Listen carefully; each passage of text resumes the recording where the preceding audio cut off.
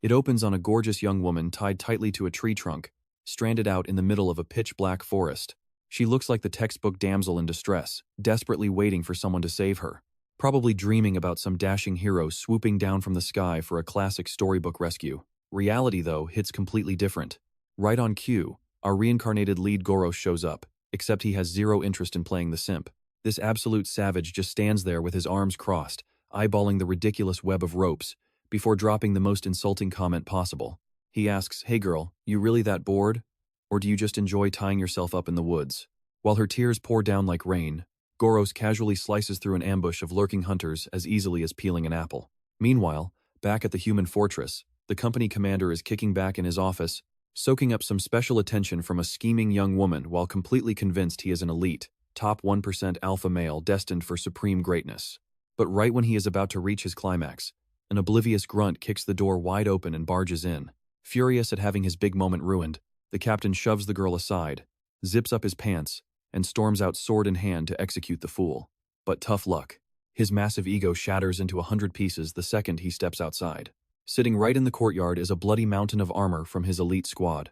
Turns out GOROS not only survived completely unharmed, but he also just had an 18+ VIP meetup with a smoking hot goblin matriarch.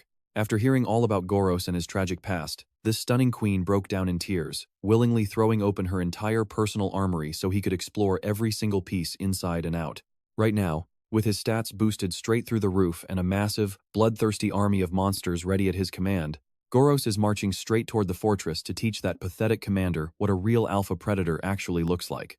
Everything truly kicks off in a creepy, desolate region, centered on a massive settlement buried deep inside the dense jungle. And right in the center of that carnage, our goblin friend casually perches atop a mountain of corpses like it is his own personal lounge chair. This small, yet lethally dangerous creature calmly uses a tattered rag to wipe the remaining blood off his dagger, completely unfazed as if none of this violence ever happened. Right around then, nearby, a noisy pack of local thugs storms straight into a dark cavern, screaming at the top of their lungs for a woman to shut her mouth. Looking at the nasty blood trails smeared across the dirt floor, it is pretty obvious a brutal internal purge just went down. Our goblin friend does not say a single word. He just crouches quietly in the shadows, watching the drama unfold like his favorite show. Soon enough, a sinister smirk creeps across his face as he spots something that could bring some serious entertainment.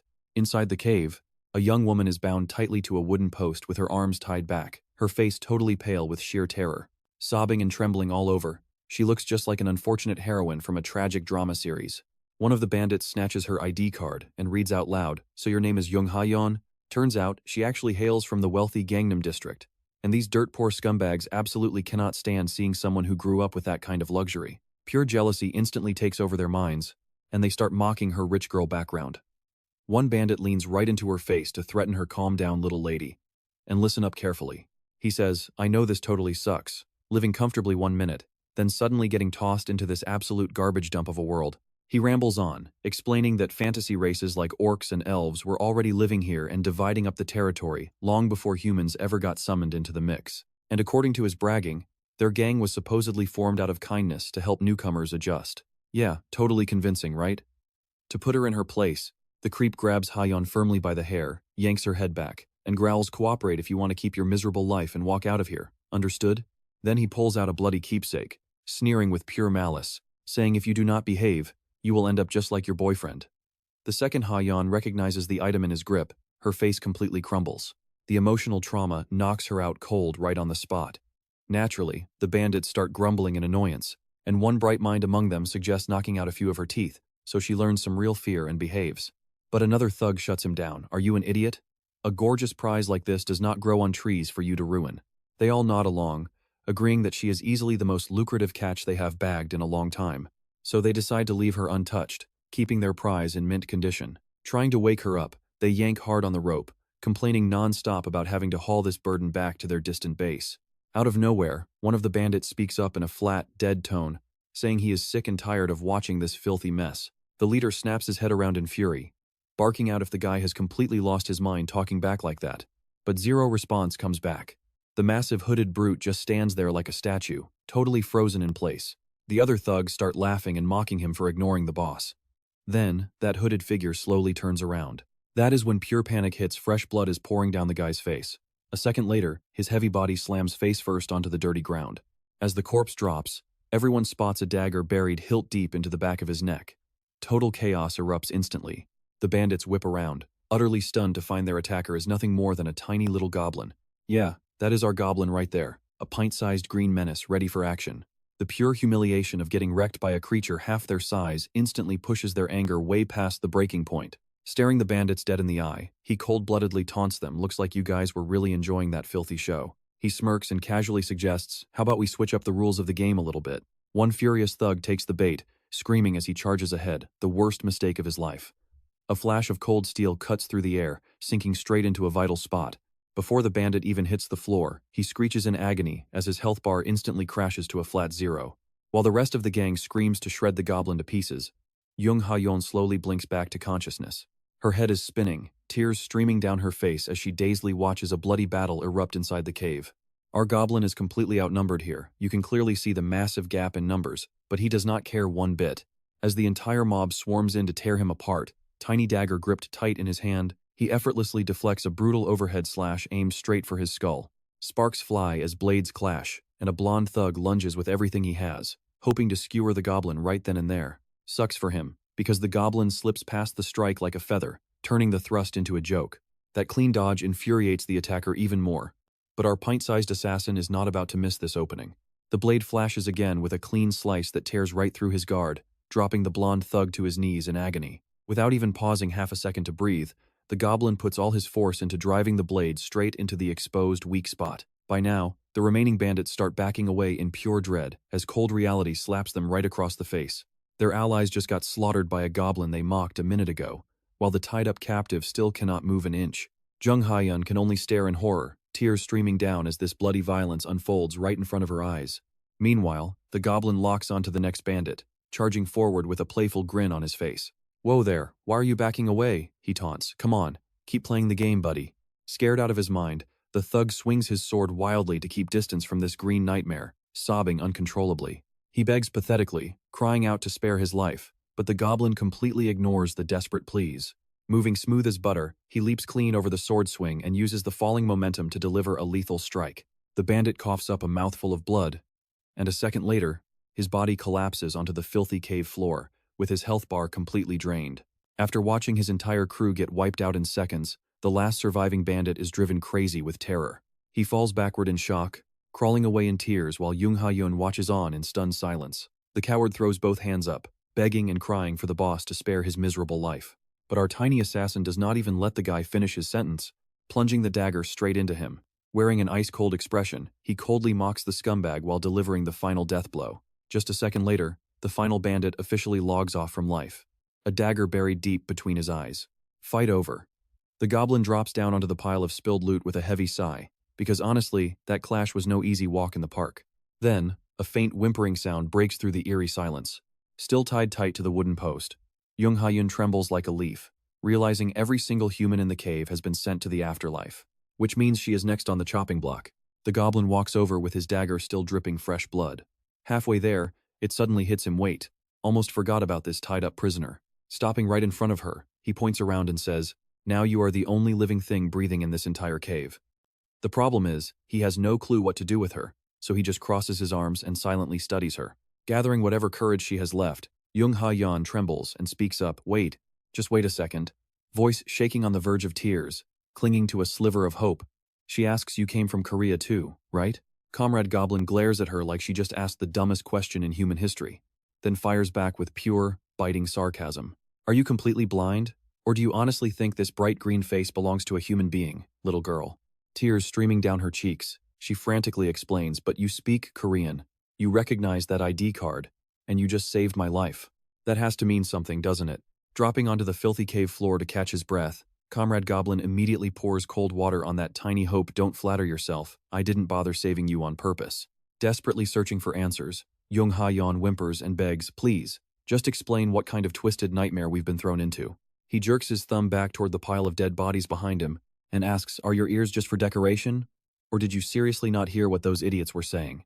He quickly explains that they were both normal humans before waking up out of nowhere, suddenly tossed into this bizarre fantasy world, and now both of them are stuck here. Jung Ha-yeon clutches her head, completely unable to process how insane and absurd this whole situation is. Watching her totally freak out, Comrade Goblin cracks a slight smirk, chuckling with amusement before calmly reminding her the proof is right in front of you. Open your eyes and look. He asks if she sees the floating quest window nearby. Jung Ha-yeon blinks in confusion, and then she actually spots it. A glowing holographic screen suddenly hovers right before her eyes. In sheer panic, she stammers what kind of weird system glitch is dancing around in front of me. Comrade Goblin laughs out loud at her clueless reaction, barking back, glitch my foot. Clearing quests is the only way you stay alive and grab rewards in this world. Simple as that. Done with the basic crash course, he turns to walk away, leaving behind some blunt advice. Learn to survive on your own, sweetheart. Jung Ha-yeon instantly panics, terrified of being abandoned in this deadly wasteland, and lunges forward to grab his leg, sobbing and begging him not to leave, pleading for just a little more help. That move? A massive mistake. Comrade Goblin glares with pure, suffocating bloodlust, stepping forward and kicking her away so hard she goes sprawling across the ground. In a flash, his filth-stained blade rests against her throat. Staring into her tear-filled eyes, he growls, "Drop the innocent act." To him, he is already the most dangerous, ruthless monster lurking inside this cavern. His voice drips with deep venom as he declares, "My only purpose here is slaughtering every single human. You breathing right now is just because I haven't felt like getting my hands dirty yet." Sobbing through her tears, Jung Ha-yeon asks the most innocent question possible. If you are strong enough to protect newcomers, why choose to be such a cruel villain? That question strikes him like a poisoned arrow. Comrade Goblin suddenly freezes as a heart-wrenching, agonizing memory comes rushing back to the surface. The scene abruptly shifts back to a stormy night inside a blood-soaked campsite. Rain pours relentlessly over the filthy mud. A human soldier kneels in the dirt, consumed by absolute, overwhelming despair.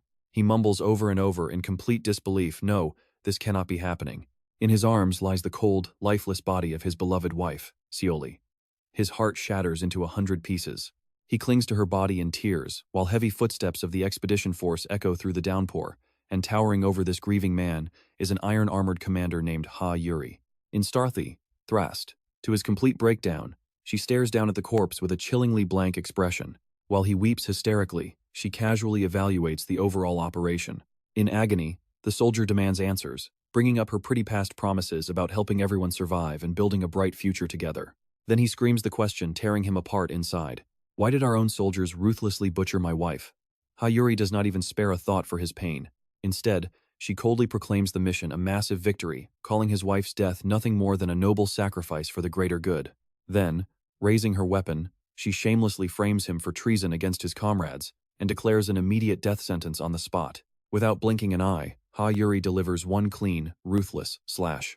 She crushes his resistance before he can even touch her, violently grinding the heavy iron sole of her boot into his face, forcing his head into the mud as his health bar drains out. Writhing in blood, he chokes out his bitter accusation, suffocated by her disgusting hypocrisy while coughing up blood, finally waking up to a cruel, bitter truth. That righteous justice preached by the cult was nothing more than a cheap scam. With burning hatred blazing in his dying eyes, he uses his absolute last breath to curse every single member of the human race. From that exact moment, vengeance becomes the only purpose left in his heart, and he swears to pay whatever price it takes to completely crush the traitors who stabbed him in the back. Snapping back to reality, our goblin warrior trembles violently with pure rage as his cold glare locks straight onto Jung Ha-yeon. After a brief silence, he decides this girl actually deserves to hear a real explanation. Releasing his grip on her throat, he reveals the dark reason behind his relentless hatred. Then he screams with all his might, "I despise you humans to my very bone."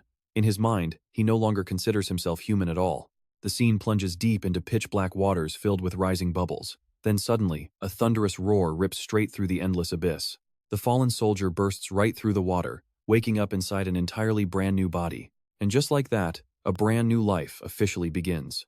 Standing inside an unfamiliar fountain pool, he stares in complete bewilderment at his own two hands, entirely unable to grasp how his consciousness survived that fatal, unjust slash. Still haunted by the memory of Seoli, the very first thought flashing through his mind is doing whatever it takes to save her life. But looking down at himself, he immediately realizes something is dangerously wrong. This body does not belong to a human anymore. A massive summoning magic circle glows intensely beneath his feet inside the damp shadows of a stone cave.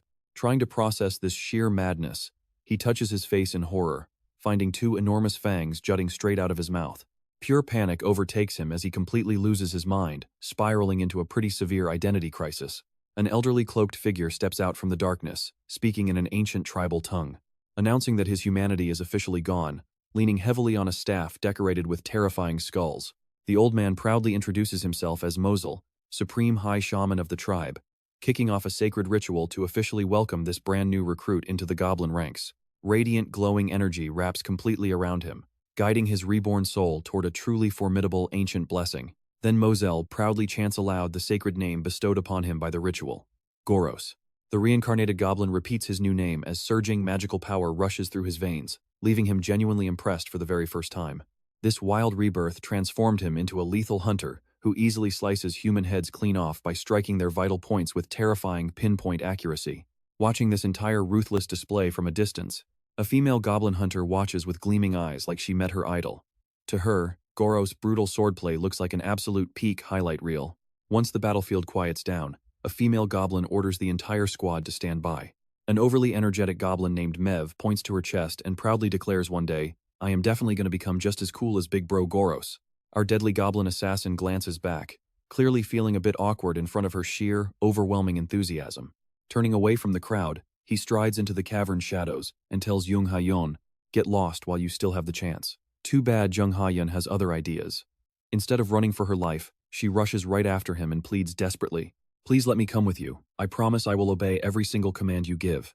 GOROS glares at her in pure disbelief, asking blunt and harsh, "Are you crazy? Stalking the exact monster who just slaughtered a pack of humans right in front of your face." Jung Ha-yeon desperately argues back, "Those men were the real monsters here. They lied, threatened, and tried to do horrible things to me. Compared to them, you are the one who actually saved my life." With tears in her eyes, she confesses that right now, he is the only person on Earth she can truly trust. Hearing that, GOROS smacks her forehead hard and snaps, "Stop being so naive, little girl. Trusting people blindly is the exact reason you ended up stuck in this trash mess in the first place." His harsh voice makes her jump as he bluntly states that in this twisted, unforgiving world, trust is a luxury that simply does not exist. Walking away, he explains that there are plenty of human camps and settlements out there, so heading over might let her find a far better group to cling to. Suddenly, he draws a dagger and tosses it over, leaving Jung Ha-yeon staring blankly at the weapon in her hands. GOROS coldly explains that survival always comes with a heavy price tag. Sometimes you have to sacrifice part of yourself, and sometimes others pay with their lives. Keep this dagger well hidden for self-defense. If you ever find yourself trapped like this again, just aim and stab. Even without a fatal hit, wounding your enemy still grants you a fighting chance at survival. Having delivered his parting advice, he turns on his heel and leaves behind one last chilling warning. "If you dare come anywhere near me again, I will personally send you straight to your grave." Clutching the dagger in her hands, Haeyeon sobs out after him, "Wait, before you go, just tell me one thing. What is your name?" GOROS freezes, glancing back over his shoulder. For a brief split second, he almost blurts out his old human name, but he instantly shakes off the thought, knowing that weak human identity died a very long time ago. Fully embracing his new self, he proudly claims the title of GOROS, the ultimate warrior. With that said, he leaves Haeyeon behind and starts rummaging through the wooden crates scattered inside the cave. A second later, a dark silhouette suddenly materializes right beside him out of nowhere. It is Mev. This sly goblin girl curiously asks about the human chick who just ran off, casually grilling him about his promise to hunt humans. GOROS is genuinely surprised, realizing this little archer girl has been secretly eavesdropping on the whole drama from the very beginning. Mev quickly spots the dagger, puffing out her cheeks in a burst of pure, wild jealousy. She pouts in frustration, "Why did that human girl get a gift from you, while I do not get a single thing?" As he keeps looting gear off the enemy corpses, GOROS calmly defends his decision. Slaying such a weak human barely gives any experience points, wasting precious effort. Meanwhile, Mev spins his excuse into an entirely different conclusion inside her own head. She firmly believes GOROS only cares about battling powerful foes who are truly worth his time. At this point, our goblin bro is completely bewildered, wondering what on earth is happening. Since when did he turn into the male lead of some goblin romance drama? Ignoring his confusion entirely, Mev leans in closer, asking about the female sword saint he mentioned just moments ago. She wants to know just how dangerous this enemy is, to make him harbor such deep, burning hatred. GOROS stands up straight, looking her dead in the eye to crush that misunderstanding instantly. His desire to kill that woman has nothing to do with her strength or weakness, not in the slightest. A dark fire of vengeance flares in his eyes as he speaks the cold truth. "My goal is not just taking revenge on one person. I want to bury every single wretch who stole my past life away." The sudden shift in atmosphere startles Mev completely. She instinctively takes a step back as his soaring bloodlust fills the cavern. At the same moment, agonizing memories come rushing back into GOROS' mind. He remembers his useless human self kneeling in utter helplessness, unable to protect the woman he loved more than life itself. Pain instantly blazes with pure fury through his bitter, sharp words. Those wretched humans were not satisfied with just destroying my family. They stole my life away in the most brutal way imaginable. He admits he still does not understand why he was reborn inside this bizarre monster body. But one thing is certain, every limit that once shackled him has now vanished into thin air. Listening in stunned silence, Mev hears GOROS swear he will pay any price to tear apart every traitor who betrayed him. The terrifying weight in his voice sends a cold shiver down the hunter girl's spine, as if his raw killing intent has solidified to crush the surrounding air. Finally, his fury reaches its absolute boiling point. GOROS roars out, "For every single ounce of suffering I endured, I will force those bastards to pay back 10,000-fold. My bloody revenge has only just begun." Trying to rein in his madness, GOROS continues venting his deep-seated rage. As his oath of vengeance echoes across the cave, he vows to completely wipe out every backstabber, turning the atmosphere so heavy and stifling that Mev can barely breathe. The poor goblin hunter is utterly crushed under the terrifying pressure radiating from him. Before she can even process what is happening, her legs go completely limp like jelly. Tripping over her own feet, she falls flat on the ground and lets out a frantic shriek. That high-pitched shriek instantly snaps our goblin bro right back into the cold reality of the moment. Realizing he accidentally went full dark mode and scared the poor girl half to death, he quickly calls Mev's name with genuine concern. "Mev, are you all right?" Still flattened on the dirt, the trembling archer admits his sudden fury almost made her heart jump straight out of her chest. GOROS quickly reassures her, "Do not worry, my rage was never aimed at you." Wanting to shift the mood to something less tense, he immediately tells her to rally all their clan members. The plan is simple: pack up all the loot from this cave and bring it back to Old Saw as fast as possible. Hearing that, Mev's fear completely evaporates. Bursting with fresh energy, the archer springs up like a coiled wire and dashes toward the cave entrance. She shouts out loud commands, ordering the goblin minions to hurry inside and haul the gear. GOROS quietly walks off alone, climbing onto a high rocky outcrop overlooking the rolling mountains. Standing solitary beneath the open sky, he casts his gaze across the endless forest stretching under the bright evening sun. He stands in silence for a while, letting the cool mountain breeze hit his face, deeply contemplating the treacherous path lying ahead. Far below at the base of the mountain, Heian is having the exact opposite experience of scenic sightseeing. The girl is running for her absolute life across the jagged, treacherous rocks, trying his best to break away from that cursed valley behind him.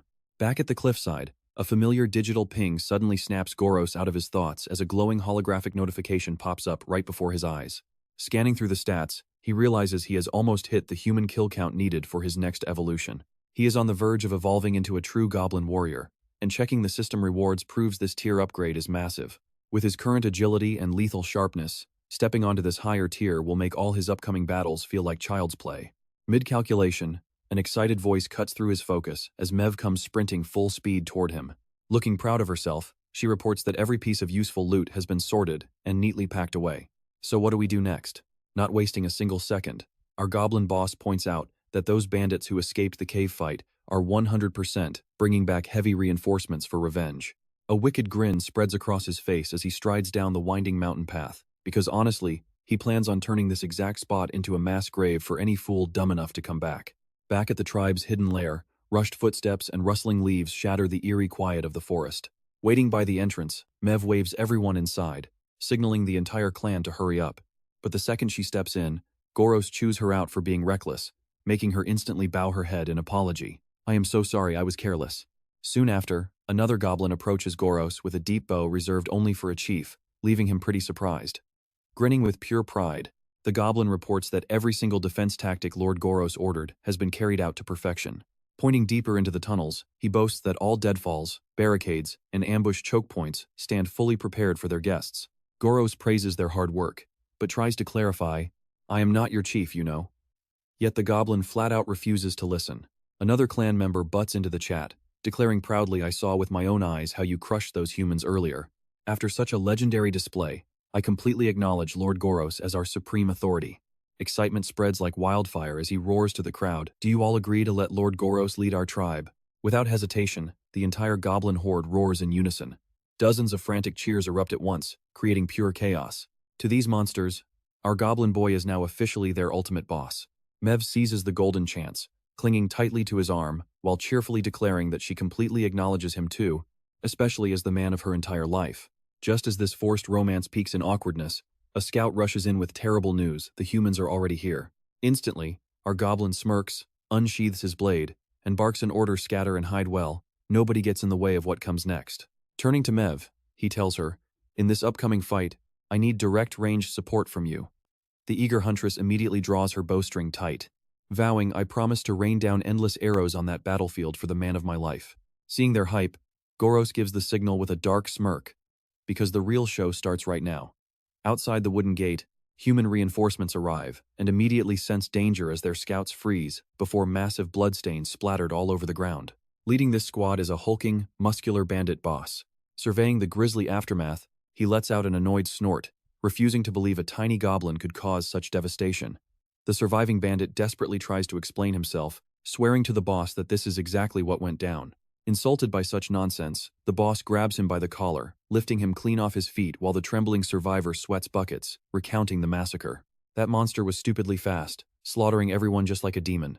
Sick of hearing these excuses, the leader scoffs with pure disgust, hurling the survivor aside in front of his entire army. The poor guy faceplants hard and tumbles across the dirt, not daring to utter a single complaint. Tension peaks fast. You can feel the mountains sitting just inches away from all-out war. The bandit boss finally decides to end this nonsense.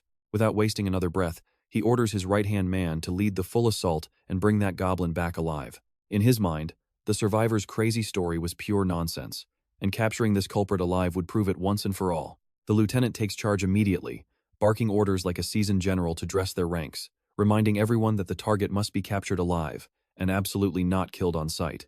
Too bad though. Before he can even show off his tactical leadership, a terrifying whistling sound rips through the air, and an arrow strikes directly into the center of his skull. The shot came so insanely fast and unexpected that he barely registered the hit before silently collapsing onto the grass, dead before he hit the ground. Their entire formation instantly crumbles into sheer chaos like a kicked hornet's nest. The leader glares in pure disbelief as his most trusted officer drops cold without a single warning. Meanwhile, the trembling survivor points up at the cliff, screaming that the attacker is perched right up there on the high ledge. Mev flashes a smug little smirk, casually drawing her bowstring once again, locking onto the pack of enemies clustering down below. With everyone's panicked eyes still glued to the lieutenant's corpse, her second arrow cuts through the air, sending another unlucky bandit crashing onto his back, eliminated from the fight instantly.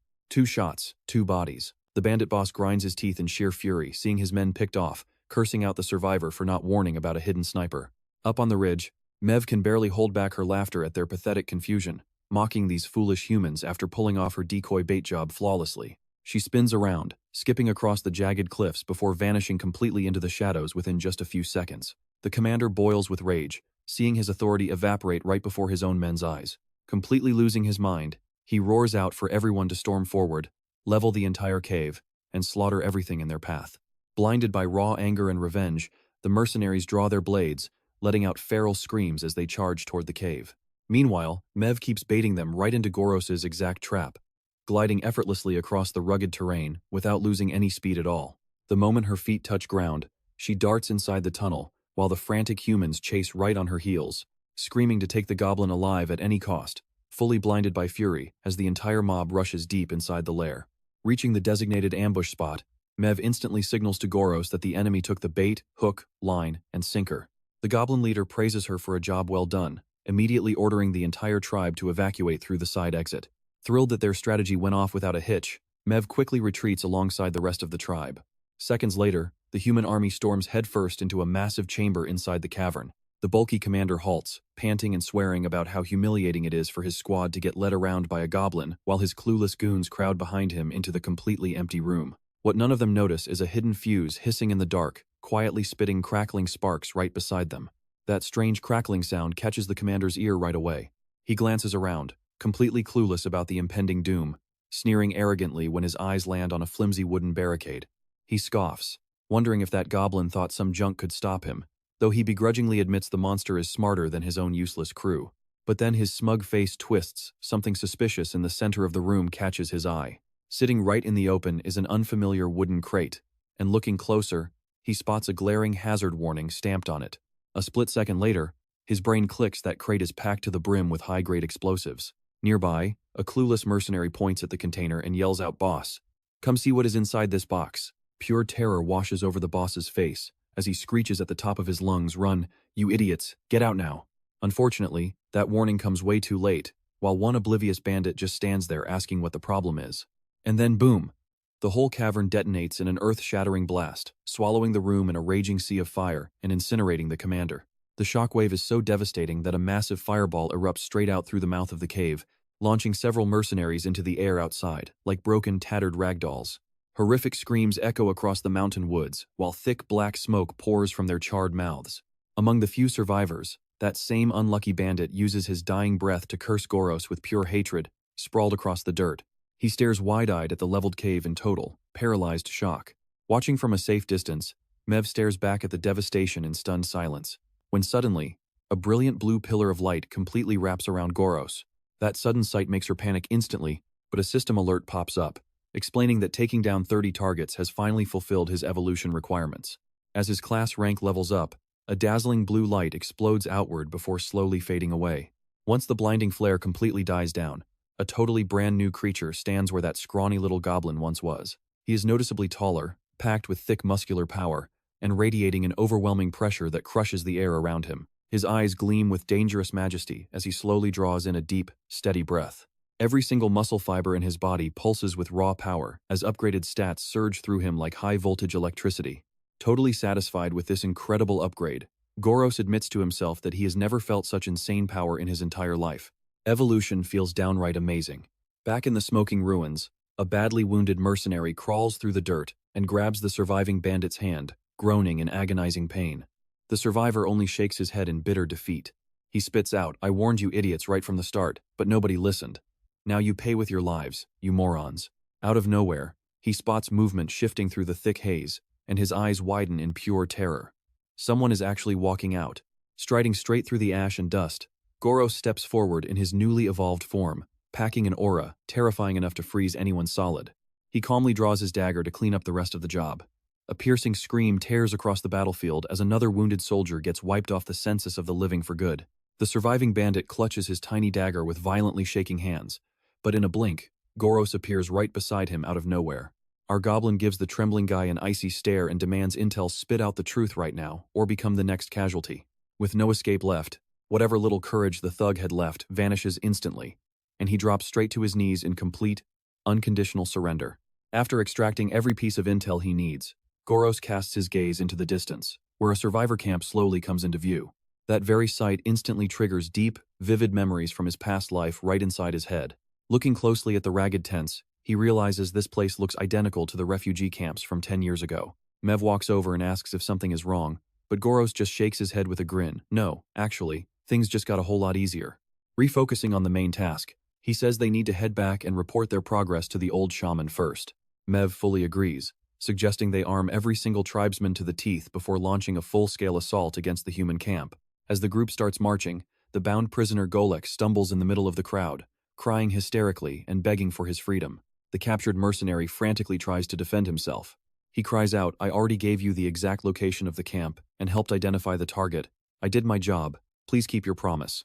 Crouching nearby, our goblin casually nods, "A deal is a deal. You are completely free to walk away right now."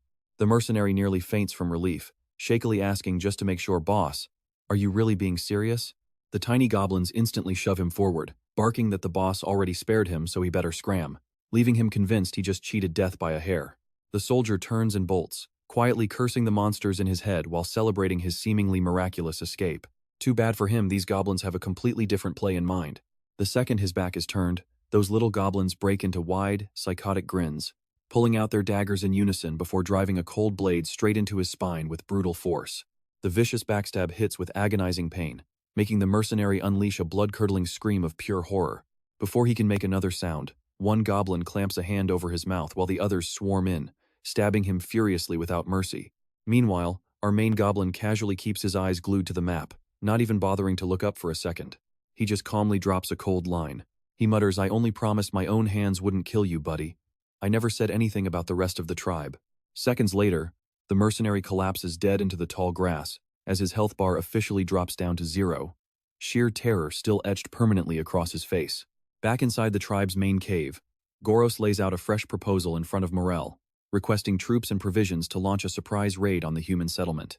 Dropping to one knee respectfully before the old shaman, he explains that he mapped out the entire zone and thoroughly scouted all the surrounding terrain.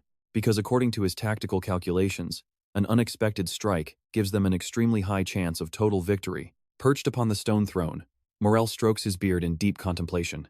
Right before he can give an answer, a gruff, rude voice suddenly cuts in from the shadows, demanding that they reject this proposal immediately. Our goblin turns to see who dares stand in his way, and a massive, hulking hobgoblin named Go steps out into view. According to Go, the entire tribe should focus all their strength on the ritual to summon a greater chieftain instead of wasting valuable supplies on a risky attack, because that upcoming mission will devour a massive pile of essential supplies. Rubbing his chin, Mozel admits that concern makes sense, but points out he also has no valid reason to turn down GOROS' solid plan. Gold clearly is not convinced, arguing loudly that GOROS is just a newly evolved goblin with no right to waste the tribe's resources. But our goblin boy does not back down. Staring right into the giant's eyes, he drops a sharp provocation.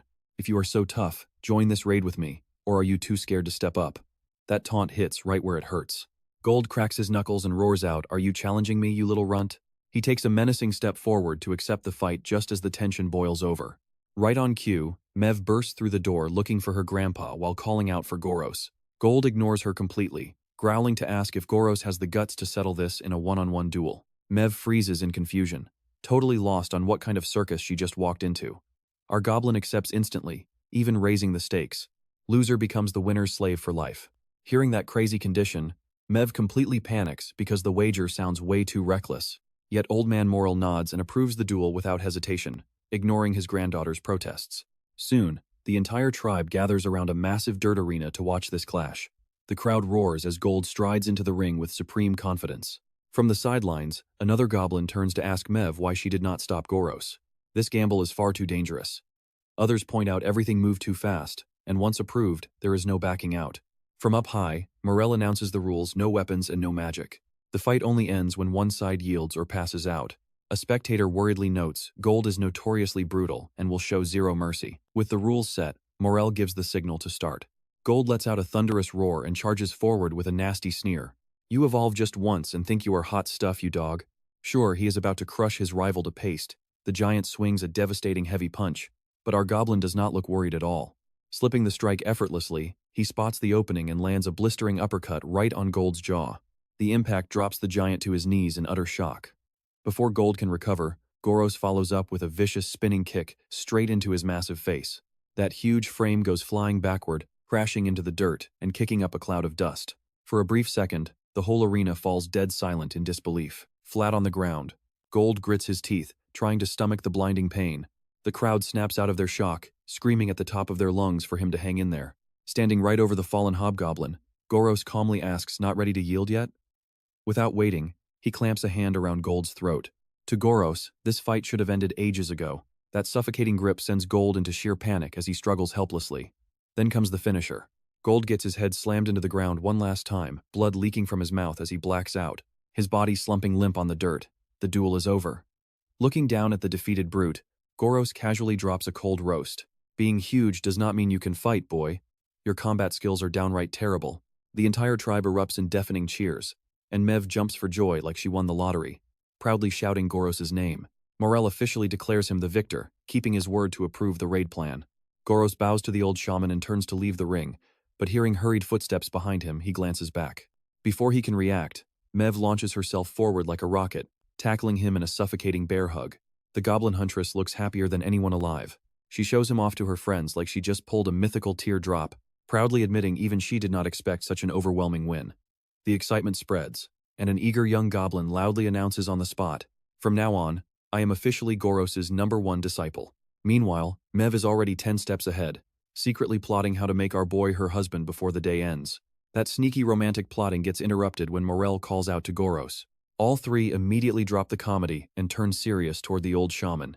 With a stern look, Mozel slams his ancient staff onto the stone floor, instantly flaring a brilliant blue magic circle beneath his feet. Waves of pure energy ripple outward as massive magical power floods the entire arena. Across the arena, the old man starts channeling a high-tier spell so advanced that everyone watching just stands there with jaws dropped. Watching this display, our goblin immediately recognizes the telltale signs of teleportation magic.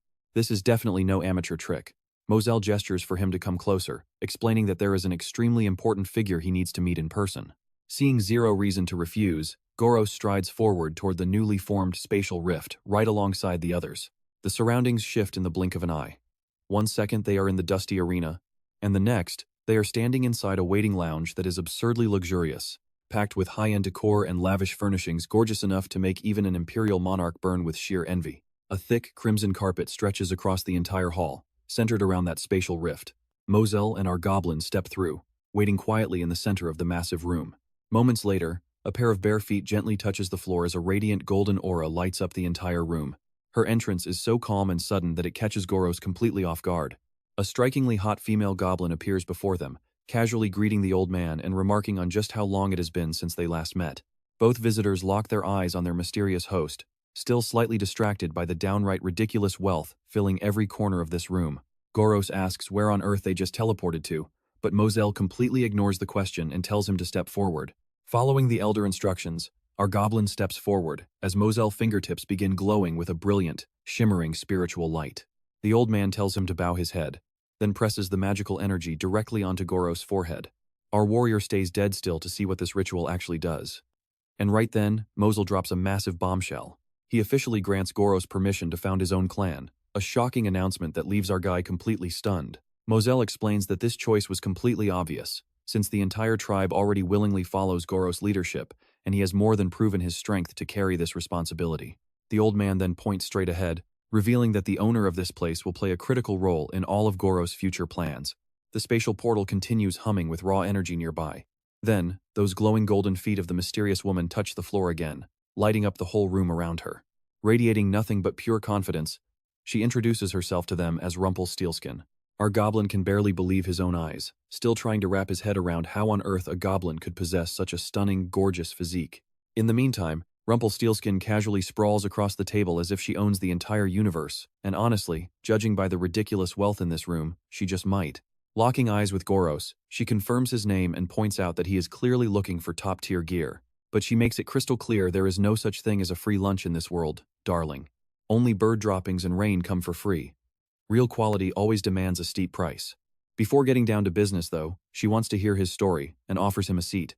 Our goblin accepts, sits opposite her, and asks where she wants him to start. So he lays it all out from beginning to end without hiding a single detail. Ending right when he got turned into a goblin, he bluntly states that whether she believes it or not is not his problem. Surprisingly, Rumpelstiltskin suddenly drops her head and starts trembling all over. For a second, our goblin wonders if something went terribly wrong. But then she slams both hands onto the table, excitedly shouting that this is the greatest story she has ever heard in her life. Her hype shoots from 0 to 100 in a split second. She boldly proclaims this is the absolute best piece of entertainment she has come across in her entire existence. Still buzzing with wild energy, she snaps her fingers with a sharp click. Magic books and cards instantly float into the air as she enthusiastically declares GOROS' story has just become one of the most prized treasures in her personal collection. Another spell rings out, and the merchant boss practically leaps out of her seat, heaping praise onto every detail of the tale and admitting it has been ages since anyone gave her something this wildly captivating. Sitting across the table, our goblin just stares in disbelief, unable to fathom what part of his tragic life story could possibly make this woman so ridiculously thrilled. Honestly, he is already getting tired of all this talk. So brushing aside her excitement, he cuts straight to the real point. "Can I get my weapons now?" Rumpelstiltskin laughs out loud at his impatience, agreeing that he obviously needs proper gear before dragging himself back into battle. Then she leans in real close, revealing that weapons are not the only prize she prepared, pointing straight at him while promising a special exclusive reward meant just for her favorite vessel. That instantly catches his full attention without missing a beat. Without offering another word of explanation, she turns around and tells him to follow as a massive golden portal opens mid-room. The female merchant cheerfully announces she is giving him an exclusive VIP tour, clutching her spellbook while giggling as she reads back wild parts of his backstory, especially the part where his own squad betrayed and skewered him, since she clearly finds all that messy drama way too entertaining.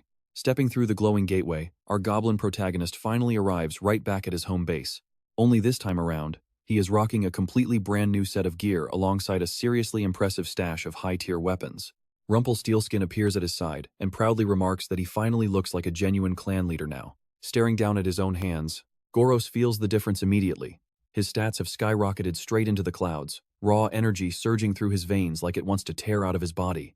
The female merchant proudly brags that her gut instinct has never once steered her wrong, and while the whole clan gets ready all around them, She casually strolls through camp, soaking in the vibe before her playful attitude suddenly vanishes. She turns dead serious, telling GOROS to listen closely because it is time to learn how to master all these brand new skills. And the former human locks in with total focus, refusing to miss even the tiniest detail she shares. Nearby, a white banner bearing a sharp sword emblem flutters fiercely in the wind above the camp roof. Looking around at the gathered horde, our goblin lead can feel their absolute loyalty burning higher than ever before. Standing atop a massive boulder, he hears the entire tribe roar his name in unison like a thunderous battle cry. At this point, our guy has somehow evolved from a totally clueless isekai victim into a fully sponsored goblin warlord, backed by an entire army of loyal, fanatical followers ready to ride. With every preparation finally set in place, our goblin leader grips the hilt of his brand new sword and draws the clean blade in one sharp, decisive motion. Eyeing his fired-up pack, he swings the blade and barks the command, "All forces move out." The hunt is officially on, and that single order is all the tribe needs. The entire army roars as they charge forward at full speed, unleashing battle cries loud enough to wake the entire mountain forest. Meanwhile, over there, the human camp sits quiet beneath whistling gusts of wind, their banner violently flapping overhead as tidy rows of military tents stretch across the entire staging area. That peaceful silence gets shredded to pieces when a frantic soldier barges straight into the command tent, yelling out that the enemy is attacking. The captain immediately assumes it is just another rival human squad, but the panicking scout quickly corrects him. It is not humans at all. An entire goblin army is swarming in. The captain freezes for several seconds because his brain simply cannot process such absurd news. Before anyone can even react, the goblin army rips clean through the camp outer wooden barricades. The heavy barriers splinter like cheap cardboard, throwing the entire camp into pure, unavoidable chaos in a matter of seconds. Leading right from the front lines, GOROS cuts down the very first mercenary with a brutal, clean strike of his blade. Right on cue, a floating system prompt pops up to explain that every single kill secured by his clan members now directly feeds experience points into his own personal level bar. That quick reminder brings him right back to his earlier conversation with Rumpelstiltskin, where she broke down the second special gift she had in store for him. Brimming with supreme confidence, she claimed this particular upgrade would make his entire grind 10 times easier to manage down the road. Back then, our goblin hero could hardly believe his own ears, completely stunned by the casual way she handled such high-tier game-breaking magic like it was nothing at all. The female merchant explained that this perk lets him access his active quests from anywhere in the world without running into any pesky restrictions. Back in reality, the floating system screen proves just how overpowered that gift really is.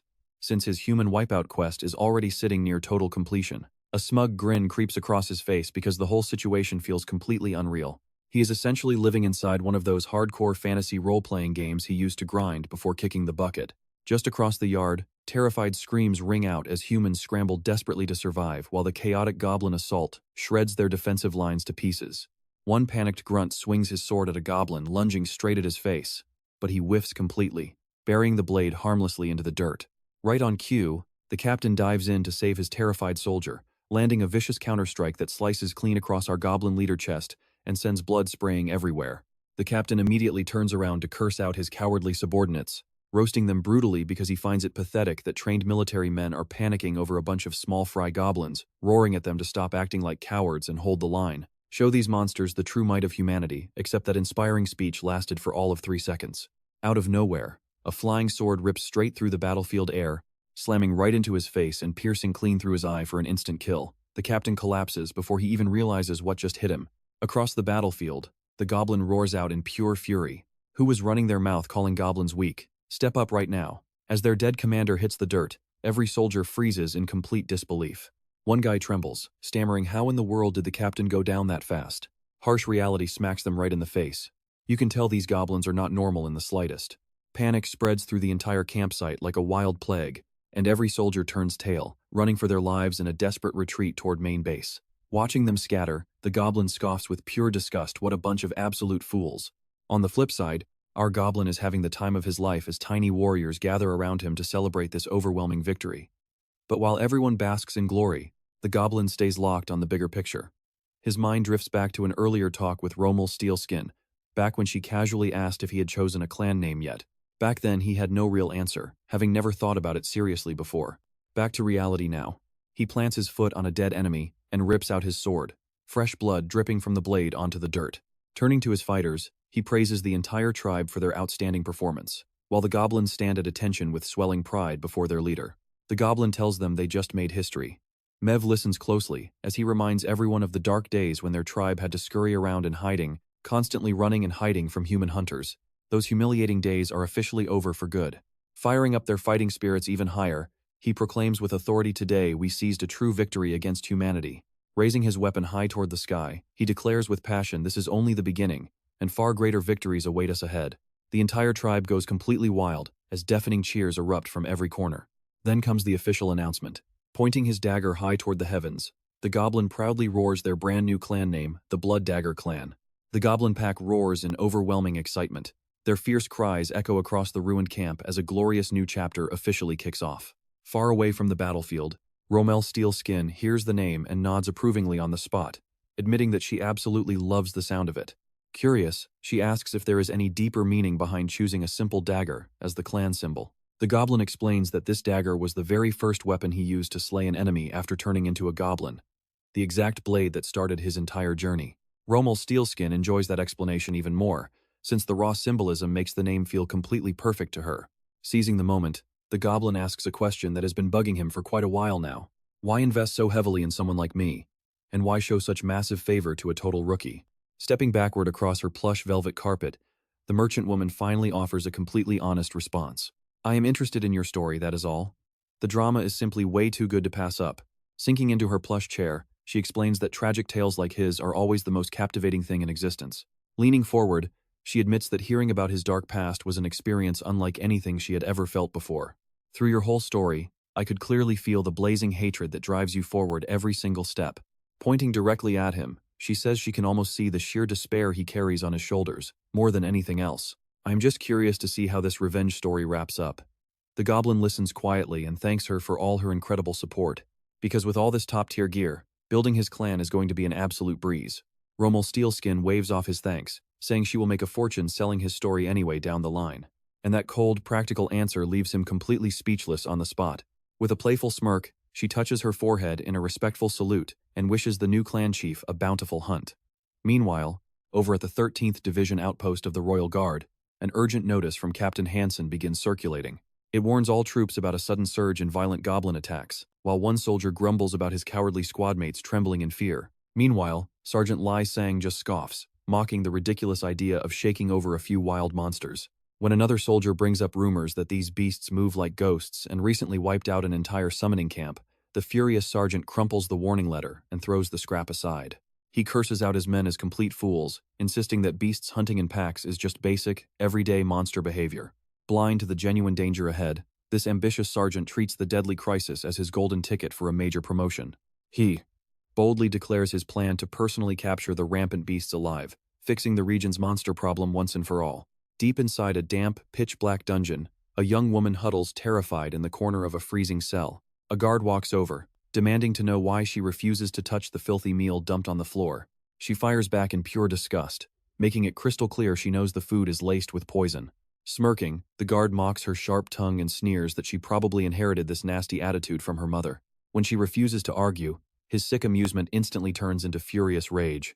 He cruelly reminds her that no matter how well she was once treated, out in the real world she is nothing but an absolute nobody. He whines about only wanting a little fun, yet she had the audacity to attack him with a knife like a wild animal. Sick of bickering, he snaps that it is time she learns her place and knows her true worth. As the terrified girl cringes in horror, the guard orders his men to tie her up and dump her into the wilderness as monster bait. A second soldier flashes a wicked grin, coldly informing the girl that her fate is officially sealed. Late that night, the young woman sits bound to a wooden post under the pale moonlight of the forest. Gold coins lie scattered across the surrounding dirt, deliberately planted there to lure greedy monsters straight into a deadly trap. Hiding in nearby bushes, a squad of human hunters grumbles about the pungent tree sap smeared all over their bodies to mask their scent. A rookie soldier questions the actual reliability of this ambush, getting shushed by his squadmates before asking their leader if this whole setup is actually going to work. The veteran goblin hunter orders everyone to stay sharp, reminding the squad that their target could show up at any second.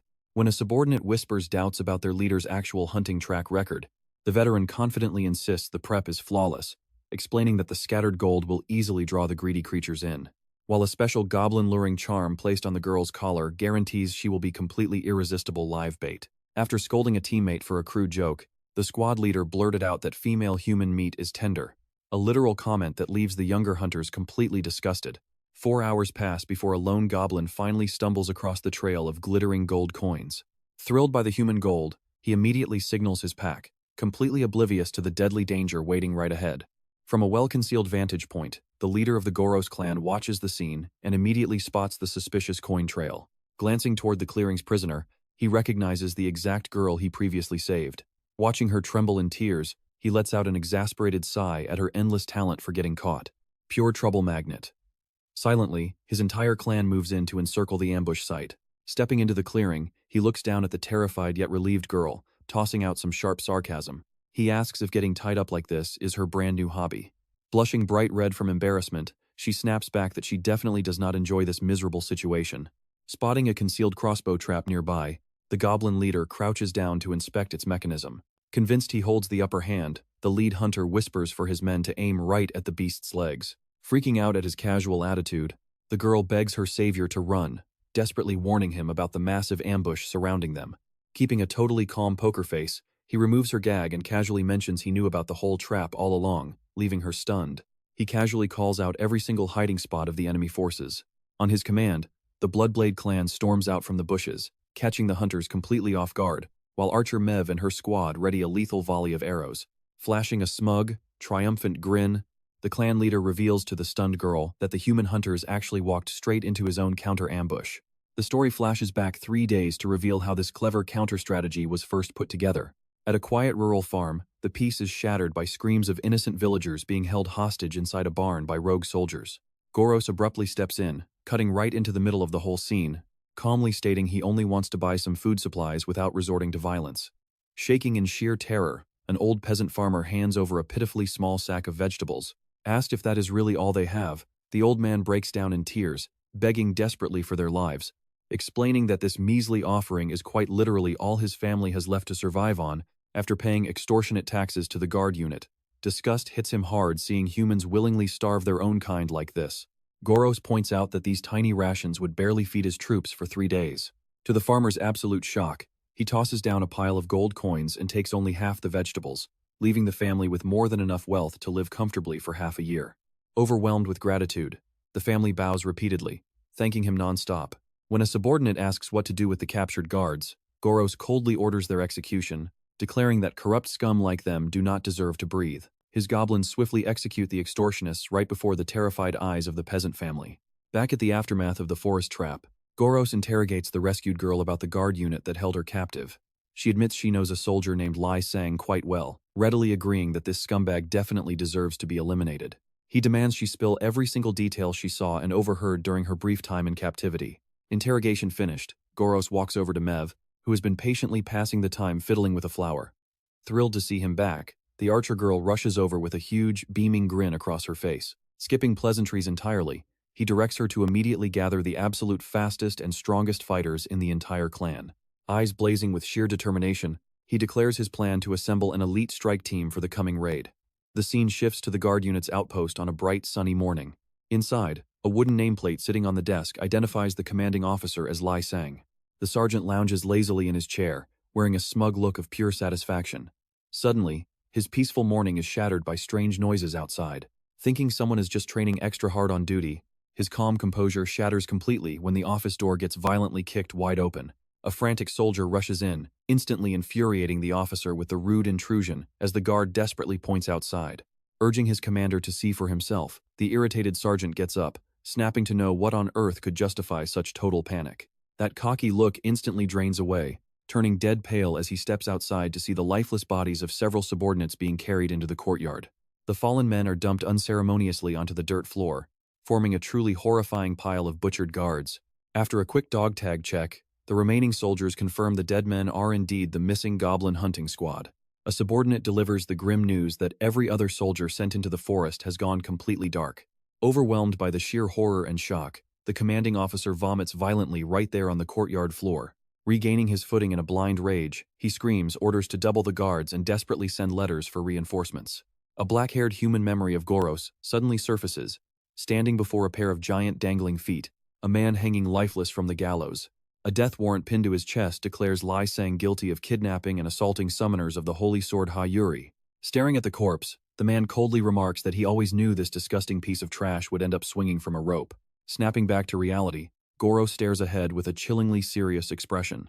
A dark thought races through his mind, because he is 100% certain he saw Lai Sang hang with his own eyes that day. Now make sense of that. How on earth is this dead bastard still walking around alive? Over at the 13th Guard Detachment, a massive stone fortress, things are spiraling fast as Lai Sang loses his mind inside his office. The red-haired company commander clutches his head, ripping his own hair out in sheer panic behind his fancy nameplate. He screams into the empty room, losing it over what kind of madness is unfolding. In his twisted mind, goblins are just bottom-tier trash meant for easy experience point farming. Memories of those decapitated subordinate corpses piled in the yard flash back, driving him crazy all over again as he shrieks in helpless rage. He lashes out at his aide, demanding to know if headquarters has been contacted to send a subjugation squad for rescue yet. The subordinate hurriedly confirms that he has already dispatched the messenger pigeon. Deep in the forest, a small wooden cabin sits quietly in a clearing. Inside, Goros is busy inspecting a heavy-duty iron grappling hook. He casually remarks that with this nifty little toy, he can scale absolutely anything. Turning his head, he catches a gruesome sight, a severed goblin face pinned firmly against the wooden wall, like a hunting trophy. Totally unbothered, Goros shifts his gaze to the cabin owner, a scarred old hunter tied to a chair, sweating buckets in sheer terror. Goros holds up a gold coin, mockingly declaring it compensation for the headache the old man caused by meddling in his business. Pulling out several more coins, he calls it payment for the climbing gear. Dropping the gold onto the wooden table, he stares down the old guy, making it clear their debts are officially settled. Terrified, the hunter nods frantically, like a chicken pecking rice. Business finished, Goros casually heads down the wooden steps outside. Mev rushes over at full speed, excitedly shouting that she has gathered all the fresh recruits he asked for. Two fierce-looking goblins step forward, vowing never to disappoint their boss while loudly chanting the battle cry of the Bloodblade clan. Goros pats Mev on the head and praises her good work, making the goblin archer instantly blush bright red and beam with pure joy. Next, he lays down the plan Mev will lead the main squad at dusk, launching a loud frontal assault on the garrison fortress to draw away every guard inside. She eagerly agrees with a huge grin, swearing she will never let her man down. Tossing human clothes to the two fresh recruits, Goros orders them to gear up immediately. When one confused goblin asks what these rags are for, the boss officially dubs them the very first Bloodblade Special Forces unit. Pulling his scarf up over his mouth, Goros gets ready to move. Late that night, pure chaos erupts. Blinding sparks detonate with violent force against the towering stone walls of the fortress. Inside the courtyard, human guards scatter in total panic as one frantic soldier frantically rings the alarm bell, screaming about a goblin raid. Outside, Mev points forward with a wicked grin, ordering her squad to fire away. A massive storm of glowing arrows rains down relentlessly upon the stronghold. A panicked guard sprints frantically up the wooden staircase inside, barging straight into the captain office to report the sudden raid. Lai Sang gets caught completely off guard. The red-haired captain barks orders to seal the main gates and mobilize everyone to the walls. As his subordinate rushes off, Sang Jun slumps back into his chair. He realizes these are no ordinary monsters. Since when do goblins pull off an organized siege? Shaking with stress, he grips his desk tight, claiming they have no choice but to bunker down and hold out until reinforcements arrive. He desperately tries calming his nerves, reasoning to himself that those damn green runts could never possibly climb these towering stone ramparts. Right on cue, a metal grappling hook latches silently onto the fortress ledge. The infiltration kicks off brutally as a human guard is cleanly impaled out of nowhere, his lifeless body collapsing hard onto the cold stone floor. High up on the wall, Goros perches quietly right over the fallen man. A dark smirk flashes across his mind, noticing how every single wall sentry has scrambled over to the front gate. Turns out, Mev's loud and flashy distraction is working out far better than he ever anticipated. He glances back as his two elite special operatives ready their crossbows, eager to prove their absolute loyalty to the Bloodblade clan. Flashing a sharp grin, Goros tells the boys to strike fast and finish clean, and the squad eagerly confirms their prime target is that red-haired captain. Wasting zero time, Goros darts straight ahead. Down below, a thoroughly baffled human sentry tries straining his eyes, searching for whatever just moved in the dark. Before the guy can even react, Goros closes the gap and drives a throwing knife straight into his forehead. As blood splatters from the fatal strike, the two special ops goblins push up to secure the perimeter. Moving with fluid speed, Goros descends a wooden flight of stairs and slips carefully past a stone corner. Over there, an oblivious guard stands watch, arrogantly scoffing at why everyone is freaking out over some puny little goblins. His ignorance gets cut brutally short when Goros grabs him from behind, driving a blade violently into his skull before casually dumping the lifeless guard over the wooden railing. Watching the corpse plummet through the air, Goros gives a mocking farewell. "Rest in peace, you idiot." Deep inside the fortress, Lee Sang sits trembling in his office, cold sweat pouring down his face in dread. Out of nowhere, a deafening crash echoes as his heavy wooden office door is violently blown wide open. Terrified out of his mind, the red-haired captain nervously draws his blade and stammers out his lieutenant name. Instead, heavy-booted footsteps come echoing right into the room. Recognizing the captain's pathetic voice from the shadows, he gives Lee Sang-jun a mocking warning. If he ever sees his face, he will definitely piss his pants. Slowly, the goblin boss steps fully into the light with his sword already drawn. Lee Sang-jun freezes in complete shock before screaming in utter disbelief, trembling out of control with his blade raised high in the air.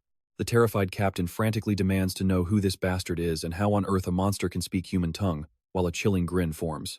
GOROS just brushes the question aside, answering that his ability to speak human is not what matters right now. Leaning in closer, pure murderous aura radiates off him as he spells out the real issue. He was 100% sure he watched this man die with his own eyes, as an identical wicked smirk flashes across both his past human face and his current green-skinned form. GOROS calls out the captain's name with a tone that sounds so chillingly familiar it gives you goosebumps. Hearing a dead man's voice come pouring out of an actual monster, Lee Sang-jun's entire face warps in pure, mind-breaking terror, driven nearly insane. In this flashback, heavy footsteps echo through the dark cavern as they sprint in pure panic, drenched in sweat and totally out of breath while running for their lives. Shin can barely handle this brutal cardio, groaning that his lungs are burning up from the non-stop sprinting. His comrade refuses to hear any excuses, barking at him to shut his mouth and keep moving, because once they catch up to those annoying creatures, they will settle everything right there. Tier 2 goblins are right on their heels, turning this desperate escape into a horrifying workout straight from hell. Shinako completely loses his cool, shouting at everyone to pick up the pace before they end up as monster food. He curses Lee Sang-jun with every breath, absolutely furious that the guy abandoned them behind as bait for the monsters. Pure dread sets in as the horde rapidly closes the gap, but his squadmate urges him to keep calm, insisting that reinforcements are waiting right past the tunnel light. Fueled by nothing but pure hatred, Dako swears to rip Lee Sang-jun to pieces with his own hands if he makes it out of this alive. Sadly, he never really gets the chance to settle that bloody score himself. Snapping back to the present night, an uninvited guest calls out Lee Sang-jun's name, while a human warrior draws his steel, cornering Lee Sang-jun and demanding answers for what really happened. Lee Sang-jun casually suggests moving somewhere quieter so they can talk, but the warrior firmly refuses and stands his ground without backing down. The goblin archers have zero interest in a friendly chat, threatening to plant arrows straight through his body if he does not surrender quietly right now. Sweating buckets, he realizes he is completely outmatched and silently prays they are just making an empty threat. Showing zero mercy, the goblin boss points out that he was never treated like a real human from the start anyway. As the mood turns pitch black, it is obvious to everyone that negotiations are officially over. Fast forward a bit, and the goblin squad is casually hauling their new prisoner across the rooftops under night cover. They dump him onto the freezing stone floor like a sack of dirty laundry, ready to deal with him. Without wasting a single second, the goblins shove their bound captive straight off the roof, sending him free-falling past the massive stone wall right into the pitch-black abyss below. He slams hard into the dirt with a sickening thud, taking the full impact while still tightly bound. The goblin guards below freeze in shock as a human literally drops from the sky, exactly as their boss predicted, and before he can even register the pain, a guard violently grabs his hair, yanking him upright to keep him in check. The chieftain quickly checks to make sure everyone is still in one piece before ordering an immediate evacuation and calling for a signal to Mev. Without missing a single beat, the goblins sound their war horns to trigger the exact same blast strategy from yesterday, letting out a massive detonation that echoes through the air and catches Mev and the vanguard completely off guard. Spotting the signal, Mev orders all the greenskins to cease fire and execute a full retreat. From the top of the ramparts, a guard watches in dead silence as the goblin forces pull back. Seeing the enemy retreat, the wall guard screams out for everyone to hold fire before they waste any more ammunition. Night descends upon the quiet battlefield, casting long shadows over the open fields as focus shifts back inside the settlement. Peace returns as the dust settles over the wooden cabins. And to mark the moment, a freshly cooked dry-aged steak is served alongside an invitation to dig in. Jang Hyun is still huddled under a blanket, looking like a man who just barely crawled out of a nightmare, while the cook insists the meat is cooked to pure perfection and promises top-tier flavor. Jang Hyun stays quiet, deep in her thoughts while trying to accept her new reality. The old man places a freshly cooked plate of meat before her, assuring her it is not poisoned. He quietly sits beside her on the grass while she stays curled up, opening up and explaining that he only wants to show his genuine gratitude. He reminds her that if she had not stepped in that night, he would have been executed right alongside the other guards. Seeing that she actually sympathized with him instead of mocking his fate, he simply could not ignore her situation. The old man now asks if she happens to be one of the summoned. Sharing some local knowledge, he explains that anyone pulled into this world from another dimension gets labeled as a summoned person. Heian takes this in, realizing that description fits her exact situation. He adds that summoned individuals usually gain unique skills through quests, asking if she has received anything like that yet. She keeps quiet, but floating right before her eyes is a beginner quest ordering her to hunt down a goblin. Her starter quest displays a pretty simple goal: eliminate a single goblin to unlock her innate ability. Meanwhile, a pair of female goblins spy on them from behind, curious about what a grown man and a human girl could possibly be discussing. One of them boldly claims that whenever a man and woman are alone together, it can only mean one thing. When Mev looks completely puzzled, her friend instantly snaps, threatening to beat her up for daring to question her logic. As a brawl breaks out behind them, Sungjun and Heian just watch in silence, agreeing these goblins have way too much spare energy. A loud groan echoes out, immediately shutting down the chaos as the beating begins on the other end. He takes a brutal barrage of strikes, barely holding on through the pain before another heavy blow sends him coughing blood as he slumps over. GOROS glares down at him without an ounce of patience, ordering him to open his mouth and confess. Looking at the battered guard tied to the chair, GOROS genuinely wonders how this man is still drawing breath. The captain snaps back with pure attitude, "I am alive simply because you have not managed to kill me yet." GOROS coldly calls it dead wrong before landing a brutal slap across the captain's face, immediately following up with a savage combo, using this miserable guy like a total punching bag until he completely collapses. The captain screams in utter helplessness, begging him to stop this pointless violence. He tells the goblin to just ask whatever it wants, instead of tenderizing his flesh like this. So GOROS repeats his original question dead seriously: "How on earth are you still standing here alive?" Going crazy, the captain asks how he could possibly explain the complex science of life after getting beaten half to death like this. GOROS does not buy the confusion at all, insisting he saw Sword Saint Yuri hang him in the public square with his own eyes. Hearing that name, the guy looks completely lost, wondering why someone as high-ranking as the Sword Saint would execute him personally, swearing he has never even seen her face. He screams at the goblin to stop making up insane scenarios just to justify hanging him. GOROS grabs his jaw tight, tearing away his fake innocence, and reminding him how he lured summoned humans under the guise of helping just to enslave them. GOROS tightens his grip on his jaw, pointing out that trafficking women to his superiors made his crimes 10 times worse. He adds that just 4 months after fleeing west with them, the Sword Saint tracked him down and ended him, sending the captain into full-blown panic. He swears that is total fiction since he has never even set foot out west and only arrived here a single year ago. That sudden confession catches GOROS completely off guard. He stares at the terrified guard, processing everything. The man is not lying, which makes zero sense if his memory serves him right. Realizing Lee Sangjun is currently just a captain rather than a commander, GOROS tries to figure out what missing piece he missed, and that is when a terrifying realization strikes him. Stepping forward, he demands the exact date, and when the guy hesitates, GOROS pummels him until the answers come spilling out. Covered in blood, the captain stammers out that today is May 7th of the Imperial Year, 86. Hearing Imperial Year, 86 drops on his head like a stun grenade. The reality of this timeline leaves him completely speechless. He casually turns and walks off while the captain screams, asking where he thinks he is going after getting all the answers. The captain demands to be untied right this second. GOROS pauses for a second, admitting he almost completely forgot about this. He steps behind the bound man, casually bringing up an old oath he never got the chance to fulfill, while the captain panics, begging him to stop this insane madness right now. Back in his past life, he swore that the very instant he laid eyes on that scumbag Sangjun again, he would slaughter him with his own 2 hands. Before the captain can even process what is happening, GOROS grabs his head from behind. Without missing a single beat, he snaps the captain's neck on the spot. With the guard completely eliminated, it is finally time to deliver on that promise. An aerial shot looks down over the quiet compound, totally unaware of the massive shift that just took place. It is the 86th year of the Empire, exactly 5 years before his fateful death. So this is not just some random rebirth. Our guy actually traveled straight back in time. Embracing his strange second chance at life, he walks out of the wooden hut and instantly spots a helpless human girl huddled right outside his door. Sangjun steps closer to verify if she really is Hayun, calmly asking if she has a minute to talk things through. Scared out of her mind, she blurts out a desperate reply, "Yes, sir." As if her entire survival hangs on saying the right words, she scrambles to her feet, still visibly trembling, to follow him. Leaving the village behind, the two head deeper into the quiet woods. As they push through the forest, the heavy silence between them speaks volumes.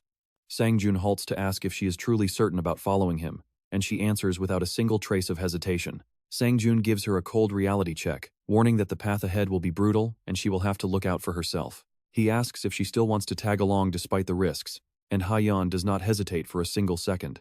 Seeing her absolute resolve, he tells her to memorize one specific phrase, GOROS, which translates to, "I am a goblin trophy."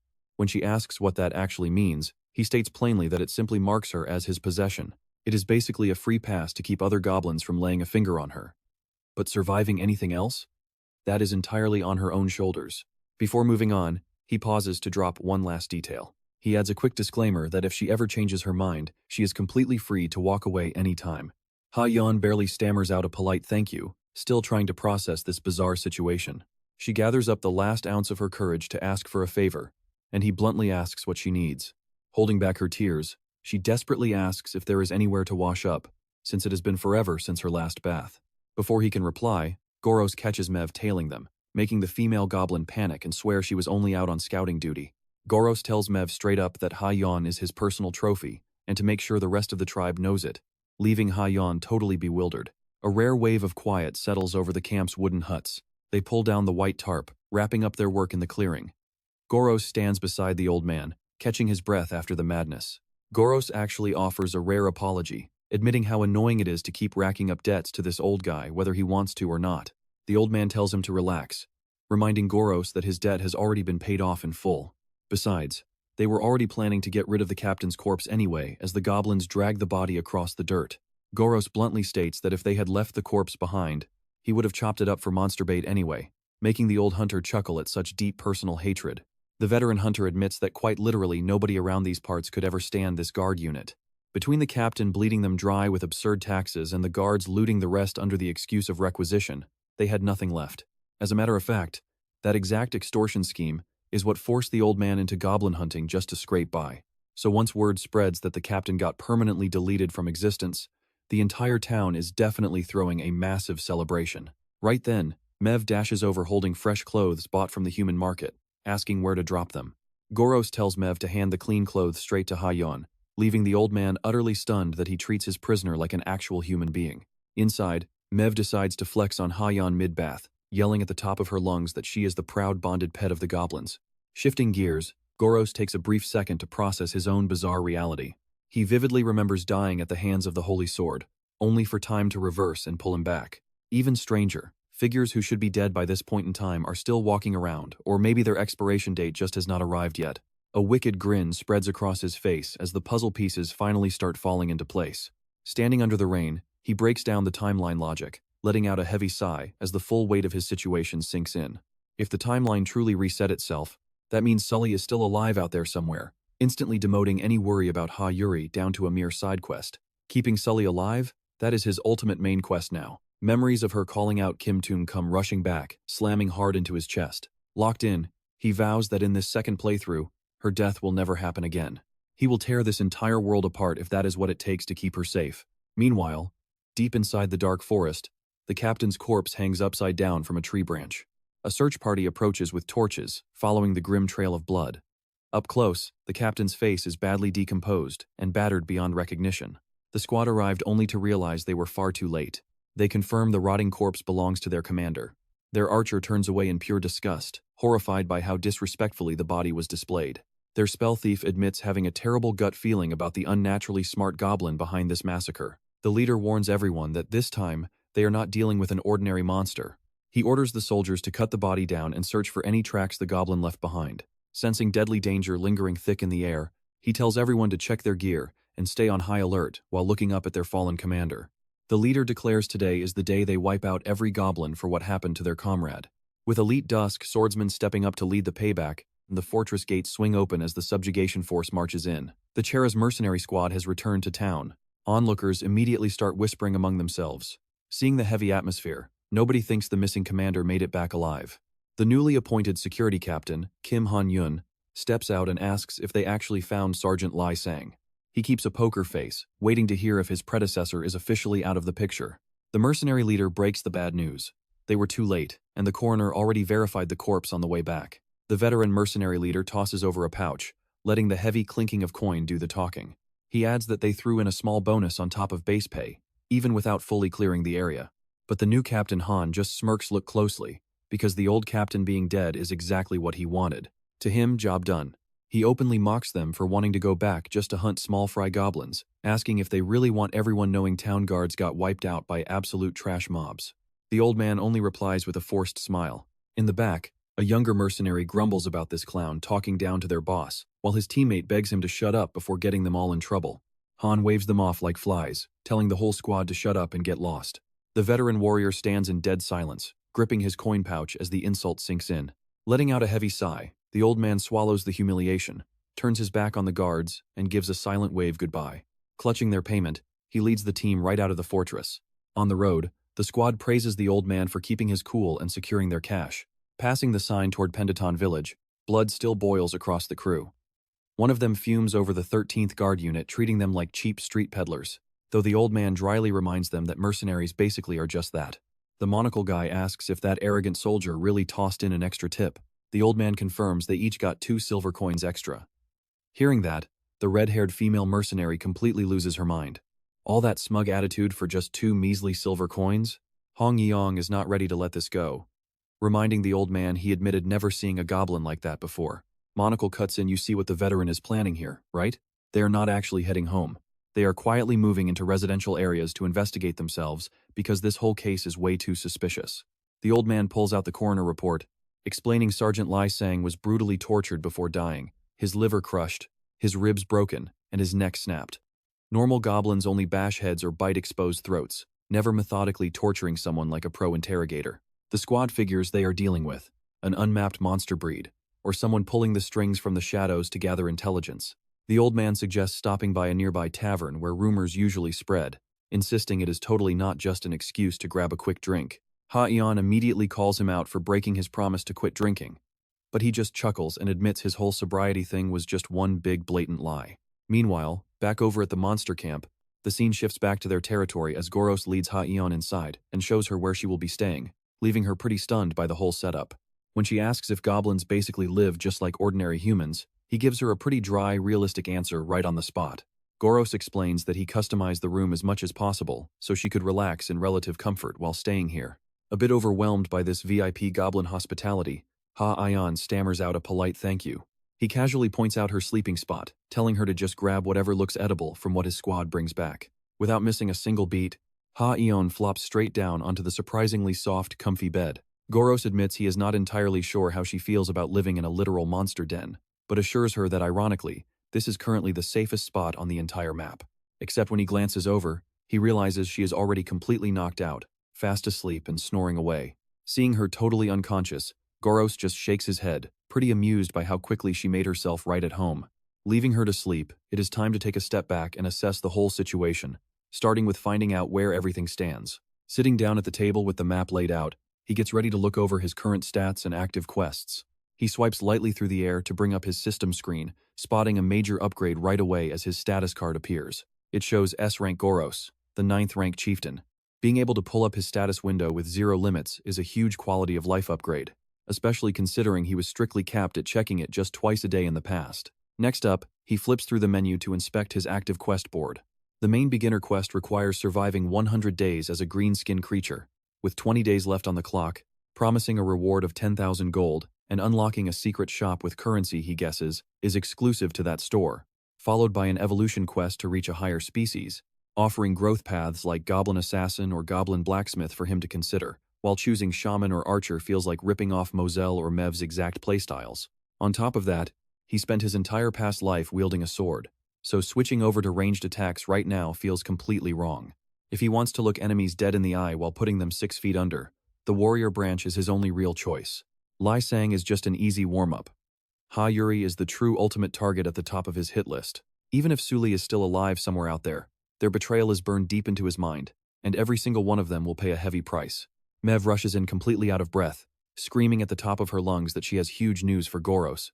GOROS asks straight up what this big news is, causing her to instantly freeze and point frantically toward the entrance. She tries explaining that whatever it is waiting right outside, though her excitement vanishes into sniffling tears, while GOROS just stands there looking completely baffled. She totally breaks down, sobbing and calling GOROS a massive liar, while he desperately tries to figure out what on earth he even did wrong. Mev starts storming off in tears, shouting at him about how much she hates his guts. Meanwhile, GOROS desperately pleads with her to at least explain what is happening before running away, refusing to let her create such a dramatic scene. GOROS grabs her arm and demands to know what she is actually furious about, so Mev points right at his bed, angrily asking why human loot is sleeping where he lays his head. She grabs him by the collar, pulling her face right up to his, panicking as she asks if he already took things to the next level with her. Completely heartbroken, she cries out that he is supposed to be her man, meaning she should have been given first priority. Realizing logic will never calm this temper tantrum down, GOROS simply pulls her into a tight, firm hug to quiet her down. The sudden hug instantly short-circuits her brain, leaving her wide-eyed in total shock right in the middle of crying. GOROS completely shuts down the wild rumor about mating with the human captive, asking what kind of crazy nonsense that is, since he never did anything like that. Sniffling and wiping her tears, Mev looks up and asks if he is really telling the truth. So leaning close to her ear, GOROS reminds her that he is her man after all. Because of that, it goes without saying that any mating will only ever happen with her and her alone. That line hits with devastating force, causing Mev's whole system to overheat as her face turns bright red like a ripe tomato. With that emotional meltdown finally taken care of, GOROS gets back to business and asks what big news she originally brought, but gets total silence in return. Mev completely short-circuits, staring blankly into space as she tries to process the massive flirt she just took point blank. Snapping back to reality, she frantically points outside and yells that the chasers are actively hunting him down right now. GOROS just scratches his head in utter confusion, wondering who or what these so-called chasers are even supposed to be. Mev screams back that they are the chasers, and they are ridiculously dangerous people. She urgently tries breaking it down, correcting his hearing before his clueless attitude gets them both wiped out for good. GOROS finally stops spacing out and repeats the name, racking his brain to figure out why it sounds so familiar. Then the dots connect. A wave of pure, creeping dread suddenly hits him right in the chest. He grabs Mev by the shoulders in full panic, begging her to confirm if she really means the chaser squad. Mev yells right back that she has been screaming that exact name this entire time. GOROS slaps a hand over his mouth as horrific memories instantly flood back into his mind. Of every possible crew in this cursed world, he somehow managed to trigger the absolute worst one. The memory picks right up from where things left off in that dark cavern. Spotting the cave exit light up ahead, he begs Sindako to just hang in there for a few more seconds. He keeps running, completely out of breath and pushed way past his limits. Out of the shadows, a wolf monster hurls a pickaxe straight at his friend.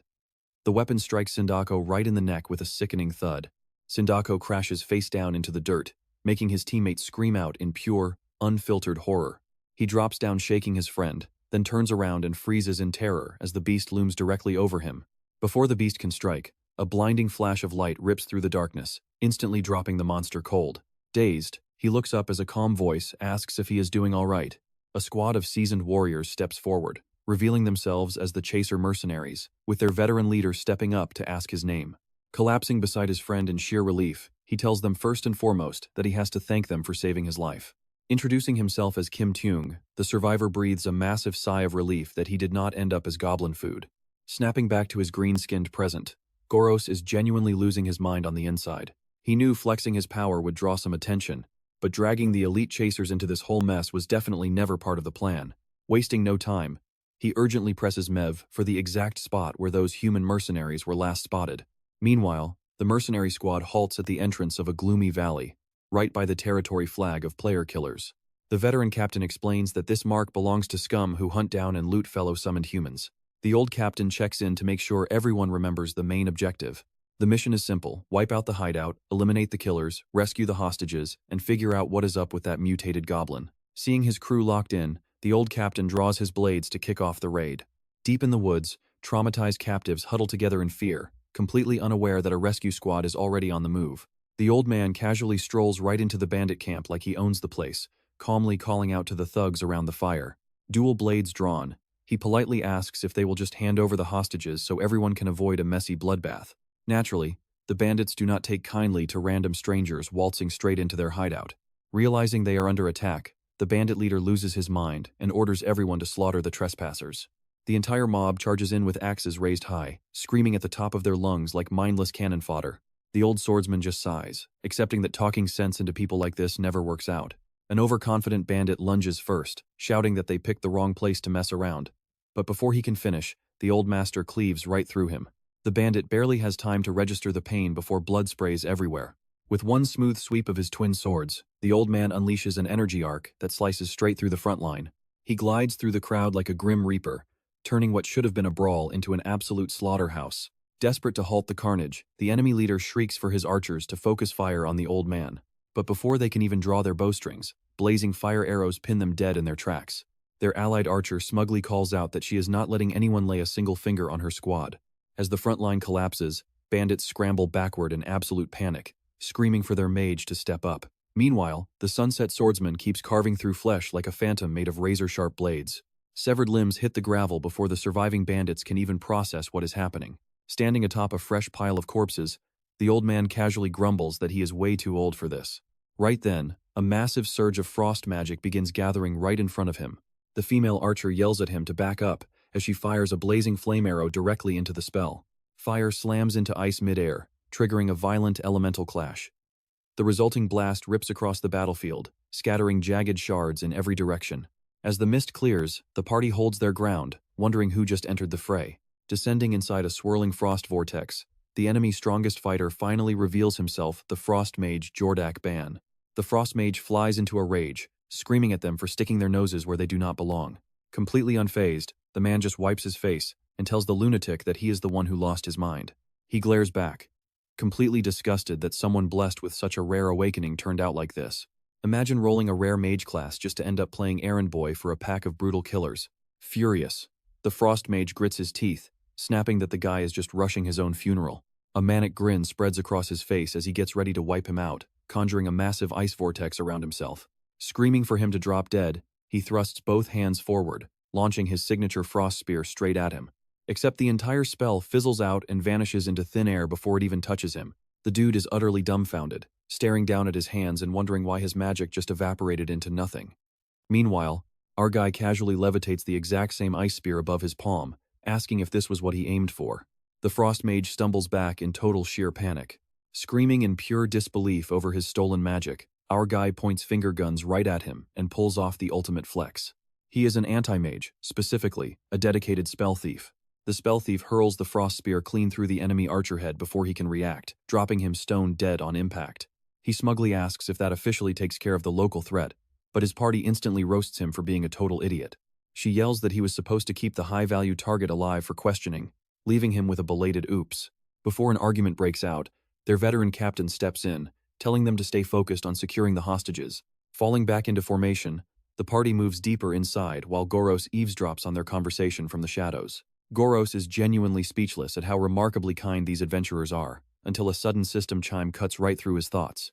An assassination quest triggers the second a high-threat enemy squad steps within 25 meters of his radar. 3 targets load up a level 26 Sunset Swordsman, a level 18 Red Flame Archer, and a level 21 Spell Thief. Mission objective is clear, wipe them all out. Staring down a whole squad of high-level threats, GOROS sums up his entire situation in one clean thought: holy crap. Glancing to the side, he weighs his options carefully. Without a second thought, he makes an immediate call. The system warns him that abandoning the quest will tank his clan reputation, but he ignores it and slams the forfeit button immediately. Heavy penalties drop instantly, slashing 40% of his clan experience gains and locking assassination quests for 30 days, prompting him to tell the system to shut up. He remembers these people were the only ones in this world who saved him unconditionally, and he flat out refuses to be an ungrateful bastard. Mind made up, he keeps his distance entirely, watching them head toward the village from a safe spot. A kid sprints through Pentatone village screaming at the top of his lungs that the mercenaries are finally back with the hostages in tow. As the party rides into town on horseback, the villagers erupt in pure celebration, showering the mercenaries with praise for pulling off the rescue. Tearful families reunite, calling out the names of their loved ones. As everyone rushes into tearful embraces, the mercenaries check on the freed hostages, reassuring them that the nightmare is finally over. The village chief thanks them personally, but the veteran captain politely waves off the heroic praise. The chief vents about the local guards only caring about extortion taxes, never lifting a finger when real trouble shows up. Handing over a coin pouch, the chief apologizes for not offering a bigger reward. The old swordsman accepts the payment, reassuring him that this amount is more than enough. Before wrapping up, he asks if anyone in town has heard rumors about a rogue goblin wandering around these parts. Caught off guard by the question, the village chief stammers while the swordsman urges him to share whatever clues they might have. Meanwhile, Jiang Haiyan anxiously looks around the dim surroundings, desperately trying to figure out where she is. Trembling with anxiety, she can barely keep her composure inside the dark cavern, creeping forward step by step and fearing the absolute worst. Keeping her knife ready, she stays on high alert for anything lurking nearby. Suddenly, something drops straight out of the darkness with a loud thud, catching her completely off guard and triggering a frantic, terrified scream. Turns out it isn't a monster at all, just some weird purple fruit bouncing across the stone floor. Shaking off her mini heart attack, she kneels to pick one up, right as a tiny baby goblin peeks out from around the corner looking totally lost. Seeing that the little creature looks pretty harmless, she hesitantly holds the fruit out to it. Without warning, the goblin suddenly lunges forward, and before she can even process what is happening, the little creature pins her flat against the ground. Instead of tearing her apart, it just hugs her, making her naively assume this is nothing more than a sweet little girl. Right as she lets her guard down completely, a sharp blue light rips across the air. A system prompt pops up with a starter quest, ordering her to kill a goblin to awaken a unique ability. Looking down at her weapon, she is suddenly forced into a brutal moral dilemma. Trapped between basic morality and cold survival, she just sits there in dead silence. Deep inside the quiet forest, a small squad of mercenaries sets up camp around a crackling fire. As fresh meat sizzles over the flames, the crew tries to unwind after an exhausting hunt. The young scout hands the veteran captain a portion, but the old man tells the kids to eat first. Curious about his solemn mood, the kid asks what has been eating away at him all evening. Stroking his beard, the veteran admits that something about the goblin they have been tracking feels completely unnatural. He points out that every single ambush up to this point has focused strictly on armed summoned individuals. Worse yet, though, all the victims were already despised by the local villagers, meaning this creature deliberately picked targets that nobody would ever bother avenging. The younger crew is stunned by the realization that they are dealing with a calculating killer, not a wild beast. The old man drops another bombshell, sharing a rumor from the village chief that this creature can actually speak human words. His deadly serious expression makes it crystal clear that he is not taking that rumor lightly. The younger members instantly call complete nonsense, convinced that goblins are far too brainless to speak anything beyond basic screeches. Meanwhile, right past the edge of their firelight, rustling leaves signal a silent intruder who was lurking in the trees, now stepping directly into their camp. The very monster they were just debating casually walks up to say hello. The moment GOROS steps into the light, the rookies snap straight into battle stances. Noticing just how thoroughly they have researched him, GOROS decides to skip the warm-up, cutting straight to the point without wasting any time on introductions. Before he can elaborate, the female archer fires a warning arrow right at his face. GOROS calmly snatches the incoming shaft out of midair with ease. Both of them are completely stunned. I mean, look at that absurd reaction time. Snapping the arrow in half, GOROS politely asks her never to pull that trick again, casually dropping a bombshell that his forces have already completely surrounded Pendulon village. If I do not return on time, my squad will turn that town into a ghost story. The squad realizes he held an entire village hostage just to ensure a peaceful meeting. The veteran fighter cannot deny that this goblin boss is terrifyingly intelligent, asking if GOROS really traveled all this way just to have a casual chat. GOROS sits down near the campfire, asking for a moment of their time. With zero options left, the squad agrees to hear whatever he has to say. Getting straight to the point, the old man reveals he knows GOROS was tracking them, telling him to turn around and leave immediately. He explains that their group is only hunting the feral goblin attacking humans, intending to put an end to the beast for good. Acknowledging that GOROS clearly possesses genuine intelligence, the veteran proposes they talk things through and reach a compromise. GOROS shuts the offer down immediately, declaring there are certain humans he has to eliminate, and he will not stop until every single one is dead. The old man admits GOROS is shockingly sharp for a goblin, but points out that he clearly does not understand how negotiations actually work. Seeing that neither side is willing to back down, the old man realizes reaching an agreement is completely impossible. GOROS makes it clear he never came to bargain in the first place, only offering them a chance to avoid dying for nothing. He lays down a strict ultimatum for the whole squad: pack up everything and clear out of this entire region within a week. GOROS makes it crystal clear that this temporary grace period is the very last courtesy he will ever extend to them. Under the heavy cover of night, a quiet campsite sits peaceful beneath the moonlight, completely oblivious to the danger creeping through the shadows, totally unaware of what lurks right nearby. The party of adventurers relaxes near their tents.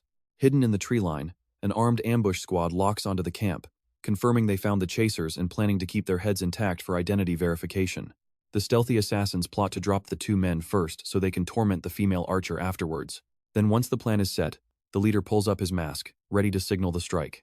Before they can launch the ambush, the leader suddenly throws up his hand to halt everyone as another figure steps into view.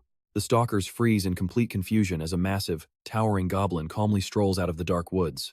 Approaching the campfire, Sang-jun tells the adventurers flat out that he is not here to negotiate, but to save them from a pointless death. Sang-jun lays down a strict deadline for them, giving the party exactly 1 week to clear out. If you raise a white flag on the 5th night, I will take it as your acceptance.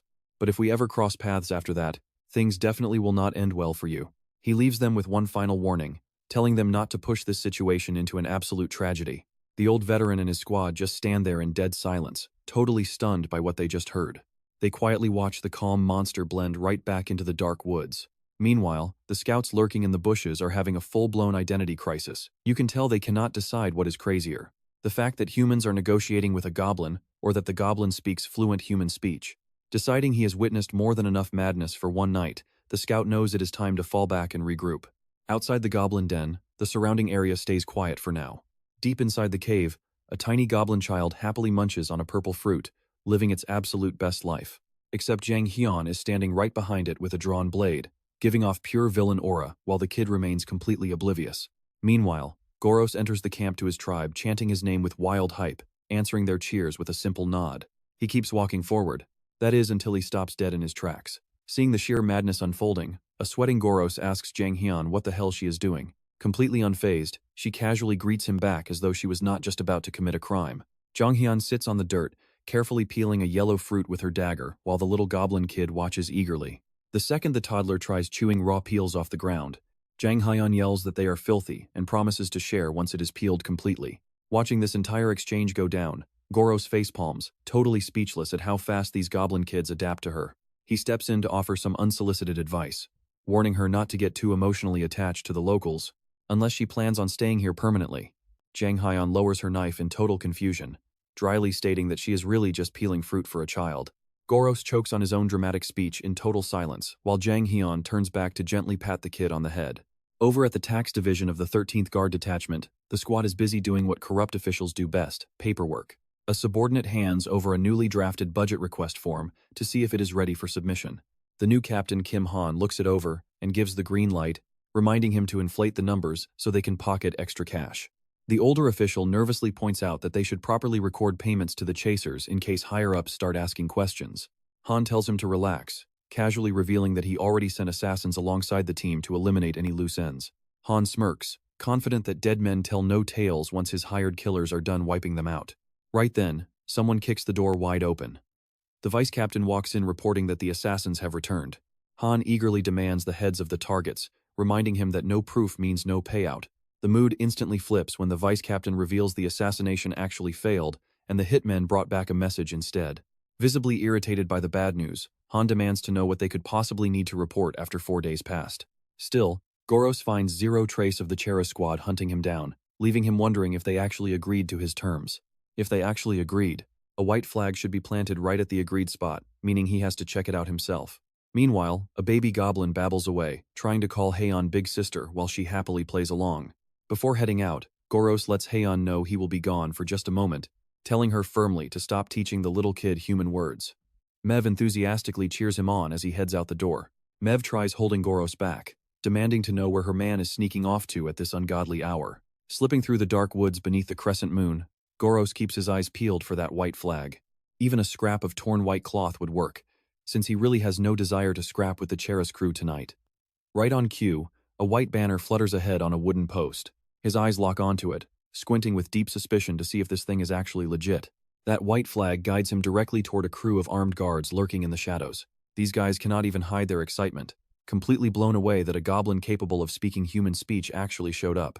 GOROS holds his ground and demands their names, but they just keep geeking out over how fluently he speaks.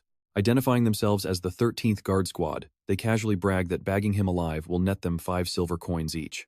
Drawing their blades, they reckon lopping off a few of his limbs is a pretty fair trade for that bounty. GOROS instantly loses his patience, bluntly calling them nothing more than generic background trash. As the clash kicks off, GOROS draws his twin daggers smoothly, like he has done this a million times before. A nameless lackey charges in with his spear, howling like he is the main character. GOROS just effortlessly slips into position without breaking a single drop of sweat. Slashing his blade through the air at crazy speed, he deflects the spear thrust in a sudden shower of sparks. He pivots smoothly past the soldier's defense with zero wasted movement, cutting down the man's whole career before the guy can even finish his sentence. Another thug bites the dust, slamming face first into the dirt. Watching his comrade collapse to the ground, a hulking thug hauling a giant warhammer steps forward to take his turn. He grins arrogantly, hyped that this goblin can actually put up a real fight. Bringing his oversized hammer crashing down, he tells the goblin to stay down and take the hit. GOROS effortlessly ducks and slides under the heavy blow with pinpoint precision. Slicing right through the brute's leg as he glides past, he sends him screaming down to his knees. Before the man can even process the pain, GOROS already has twin daggers pressed right against his throat. GOROS rips clean through these ambushers before they can even figure out what just hit them. The last surviving fighter stands totally paralyzed, shaking so hard he can barely grip his sword while staring down at his comrades bleeding out on the dirt. The brutal reality of the situation finally sinks in. Cold sweat drenches his face as he stares at this goblin, completely paralyzed by the ridiculous power gap between them. Realizing this beast is definitely no ordinary goblin, he spins around and bolts into the woods to save his neck. Dashing through the dark forest in absolute panic, he wonders what kind of nightmare monster they were actually sent to hunt down. GOROS just lets out a calm breath, totally unfazed by the chaos. Sure enough, just like promised, a white flag had been raised. Except instead of a peaceful talk, all that was really waiting for him was this cheap, cowardly ambush. An arrow slams into the dirt right in front of him. Dust kicks up as he stumbles backward, realizing he walked right into a trap. Before he can even process what is happening, a glowing projectile rips through the darkness straight at him. Multiple arrows punch clean through his armor, tearing right into his chest. The sheer impact blasts him off his feet, sending him crashing onto his back. Coughing violently on the forest floor, he can barely manage a faint groan. Stepping through the rising dust, a dark figure emerges with bow fully drawn. His eyes go wide as the grim reality of his predicament truly sets in. Sully screams through her tears, shouting that things should have been handled this way right from the start. The goblin cannot even react in time as an arrow buries itself deep into his chest. Furious, she screams out that taking action earlier would have solved every single problem. Another projectile screams through the air, pinning the goblin before he can recover his footing. Gripping her weapon tight, she refuses to give him a single second to breathe. The goblin's eyes widen in sheer dread, realizing he is staring right at the end. Putting all her momentum behind the swing, Sully whips her weapon around to finish the job. Just as Sully goes for the kill, a sudden blast of pressure stops her dead in her tracks. Without missing a beat, Mev announces she is here to protect her man. Locking her focus with intense determination, she screams out that nobody is getting past her to touch GOROS. Out of nowhere, a lethal/dripping with bright green energy rips across the magic thief, leaving him gasping for air in total shock. Off in the distance, Mev barks orders in a savage tongue, refusing to give up a single inch of ground. Pure rage takes over. Hongyong's eyes turn lethal as she readies herself to hit back with everything she has. Take a look at 2 days back before things went off the rails. Bound tight in heavy iron chains, the duo sits completely helpless inside a dim hideout. A squad captain strolls over to their table, casually throwing a greeting at the captured chasers. Smirking with pure venom and cold sarcasm on his face, he asks if he should call them Ember traitors instead. Hong snaps back instantly, telling him he is barking up the wrong tree. And she has no clue what kind of garbage rumors he is talking about. She furiously insists that neither of them would ever make any sort of dirty deal with a monster. The captain just sneers down at her, claiming the old elder from their crew told a completely different story. A brutal flashback reveals the old man bloodied and chained against a stone wall, begging them to spare the young ones while taking all the blame for the deal onto himself. Hearing that, Hongyong grinds her teeth in pure frustration, silently cursing the stubborn old fool for taking the fall alone. Twirling a key around his finger, he casually announces that he is actually here to cut them loose. With a heavy metallic clank, their iron shackles unlock and slam down onto the wooden floor. Her companion cautiously asks what becomes of their elder now. Holding up an official parchment scroll for them to see, the captain explains it is a formal report bound for headquarters, detailing every single charge against the old man. He reads the deadly indictment out loud, colluding with the rogue goblin that stormed the outpost and butchered the garrison captain. Hong loses it completely, screaming at the top of her lungs that they had zero part in that. Meanwhile, her terrified partner scrambles desperately to hold her back from doing something reckless. Not even flinching, Captain Kim Han smirks, telling the hothead to cool off and let him finish speaking. He waves the parchment around, casually pointing out that this report has not actually been sent off just yet. Smirking wide, Captain Kim Han asks what they are willing to do to save their elder, if they really are as innocent as they claim. They need undeniable proof showing they never sided with that filthy goblin. And in his eyes, bringing back that goblin's severed head would be more than enough to wipe their names clean. Hong presses him on the terms, demanding to know if bringing that bastard's head back will genuinely buy the old man his freedom. Captain Kim Han just gives a sly grin, reminding her that she does not have all day to sit around and choose. Back in the present, Hongyong knocks an arrow with a cocky grin, asking if this female goblin is that bastard's girlfriend or something. Without waiting for an answer, she looses a glowing arrow, screaming out that she is wiping this green monster out first. Mev reacts in a split second, snapping her head aside just as the arrow grazes past her cheek to launch a counter. Mev draws her bowstring and unleashes a lethal flurry of rapid-fire shots. Hongyang gets forced right onto the back foot, frantically rolling as arrows whistle inches from her skull. Ducking behind a thick tree trunk to catch her breath, Hongyang realizes with pure frustration that this goblin's draw speed is way faster than her own. Meanwhile, a bloodied GOROS calls out to Mev, warning her that this human archer brought 2 more companions lurking close by. Mev tells him to stay calm, letting him know she already fired off a signal to summon their main unit. And right on cue, here comes trouble. The goblin vanguard crashes through the brush with their blades raised high. They unleash the blood-curdling war cry of the Blood Dagger clan. The entire horde surges forward in a feral stampede, roaring out for GOROS. The thunder of their boots literally shakes the dark forest floor as they bear down on their targets. Crouched behind a tree, Hongyang curses her terrible luck, realizing she just stirred up an entire hornet nest. Refusing to go down without a fight, she sparks the fuse on a heavy blast bomb. She hurls the primed explosives high up into the air, aiming to blow the oncoming horde into bloody pieces. The detonating canisters instantly blanket the clearing in thick, suffocating smoke, sending the front ranks of goblins into violent, hacking coughing fits. Spotting an opening, the magic thief grabs Hongyang to pull her back, but she fights him off, screaming to stay and save the old man. He tightens his grip, yelling that if both of them die right here, nobody will ever be left to save their elder. Glancing back in sheer frustration, she finally gives in, cursing the green monsters under her breath as they prepare to fall back. Without wasting another second, the human hunters wheel around and sprint deep into the dark tree line. Watching the humans retreat, the goblins raise their rusted weapons high, roaring in triumph for the Blood Dagger clan. Meanwhile, Mev cradles a heavily wounded GOROS in her arms, desperately begging him to hold on as she rushes him somewhere safe to heal. High above in an ominous dark tower, sinister laughter echoes into the night sky. Pulling the bloody arrow straight out of his chest, GOROS drops it into a bowl, barely able to breathe through the sheer agony. Mev rushes over to check on him, but GOROS honestly feels like the pain is about to kill him on the spot. Cursing his rotten luck, he collapses onto the rug, wondering why reincarnating as a monster didn't come with high pain resistance. He hears Mev telling him to hang in there, gritting his teeth in pure frustration. He fumes over the berserker squad, leaving him in this pathetic state, praying those bastards survive long enough for him to crush them with his bare hands. Cutting through his dark thoughts, Mev hands him a bottle, claiming it is a special elixir her grandfather brewed just for his recovery. One look, and GOROS realizes it is literally just a bottle of whiskey. But he is pretty desperate to numb the agony. Figuring some liquid courage beats nothing, he starts chugging it down while Mev cheers him on. The moment it hits his throat, GOROS instantly regrets everything, spitting it out, coughing like a choking dragon. He demands to know what kind of awful liquid that is, but Mev clarifies it really is medicine. She just couldn't find a potion vial and poured it into an empty whiskey bottle. Knowing healing comes first if he wants revenge, GOROS holds his breath, chugs the rest down and dumps the leftover liquid straight onto his gaping open wounds. Watching him suffer through the brutal sting, Mev cries, begging him to stay strong as the medicine kicks in. In this memory, Hongyang checked on human GOROS, relieved that the wounded young man was finally out of danger. Human GOROS apologized for having no reward to offer, but the old man told him to forget money and simply pay it forward later. Deeply moved, he bowed his head and promised never to forget the old man's kindness. The elder just chuckled, insisting that taking care of one another was simply what people ought to do. GOROS gasps back to reality, pulling a sharp breath of air back into his lungs. Snapping out of the memory, GOROS finds Mev sitting on his chest, relieved that her grandpa's remedy actually worked. Still a bit dazed, he weakly calls her name while she carefully wraps the remaining wounds on his chest, keeping him still. Instead of resting, GOROS stares into her eyes and calls her name once more, catching her completely off guard.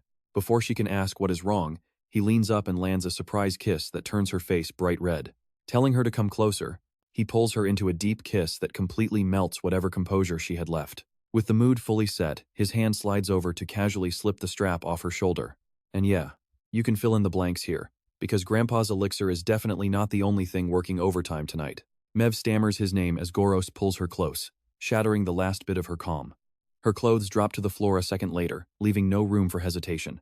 GOROS smiles softly, whispering that he will take things gentle for her first time before she can even process it. Her breath hitches instantly. So much for taking it slow. The sheer intensity overwhelms her as a soft cry escapes her lips. The rest of the night goes down exactly as you would expect. Catching his breath, GOROS looks down to check on her as the heat settles. She reaches out, clinging to him as the intensity peaks. Held tight in his embrace, she cannot even hold back her soft tears. GOROS murmurs her name, completely lost in the moment. Meanwhile, deep in the woods at dusk, an assassin pants heavily, realizing he took a completely wrong turn. Their guide was taken out almost instantly, leaving them totally stranded. He curses Kim Han for giving them fake intel on what should have been a simple goblin hunt. Before he can finish whining, an attack suddenly flies straight at him. He slams hard against the dirt, groaning as blood streams down his forehead. Two goblins tower right over him, jabbering in their tongue about Chief Goros, mentioning that the ambush squad fled. One of them playfully taps his cheek with the flat side of an axe, recognizing the deserter and ordering him tied up. The goblin smirks wickedly, ready to drag their helpless captive straight to their chief. Both goblins pin the battered human assassin down, snickering with pure malice. Assassin Lai Sang is so terrified his eyes roll straight back. His soul leaves his body when an icy voice calls out from in front of him, "Hey kid," as Goros lounges right there with total swagger. Flanked closely by the archer Mev, he delivers a chilling warning straight down the assassin's spine. "Your only value right now is being useful to me," he says. "Otherwise you are just scraps waiting to be tossed to wild beasts." Shaking uncontrollably like a leaf, the human frantically nods his head over and over in pure desperation. Goros calmly points out that the mercenaries who fled earlier are seasoned professionals with proper training, meaning they would never scatter aimlessly like headless chickens, while Lai Sang sits drenched in cold sweat under crushing pressure. Assassin Lai Sang listens closely, as Goros deduces that their rally point is definitely somewhere right nearby. Goros glares down with overwhelming bloodlust, growling out a harsh demand to know where that filthy rat hole is hidden. Terrified out of his mind, the assassin collapses to the ground, shivering violently. While the goblins behind him giggle at his sheer misery, he hesitates briefly in terror before obediently giving up the secret hideout. A little while later, Goros arrives outside the location, casually standing by to watch the whole show unfold. Outside, suffocating tension hangs over the wooden cabin before the front door creaks wide open, exposing the horrifying massacre inside. Covered in blood from head to toe, Goros strides outside amid praise after proving his worth, standing tall right over a fresh mountain of slaughtered bodies. Goros receives gratitude for conveniently cleaning up every single coward who dared to crawl and hide inside. He turns to the petrified Lai Sang with a bone-chilling reassurance, telling him not to worry since his usefulness is not over yet. Goros points a finger straight at his face and delivers a strict, non-negotiable order: get back and report to the guards every single detail of how this brutal raid went down. The crazy chaos of the raid suddenly flashes through Lai Sang's mind, remembering the sheer panic when the goblins launched their surprise ambush. Their hideout was sealed tight and turned into a bloody slaughterhouse as his comrades were cut down without mercy. Snapping him right back to cold, harsh reality, Goros adds that once he drags himself back to the guards, there is a special message he must deliver by hand. Goros casually drops bloodstained glasses and a broken arrowhead into Lai Sang's trembling palms, frightening the assassin enough to pass out on the spot. He growls that he really wants the humans back at the outpost to learn the raw, unvarnished truth. How he personally wiped out every last remaining member of the Birch-ass mercenary party and sent them straight to the afterlife. He wants all of them to understand the agonizing fate waiting for anyone foolish enough to stand in his way. Goros roughly grabs Lai Sang by the head, dragging him close to ask if his broken body can even handle delivering this message. Meanwhile, the scene shifts. On a quiet wooden path near the village, Jung Ha-yeon suddenly finds herself surrounded by energetic kids, leaving her totally stunned.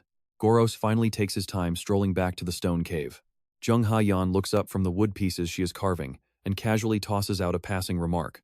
Asking why Big Brother is back so late today, Mev spots his silhouette in the doorway and instantly freezes like a statue.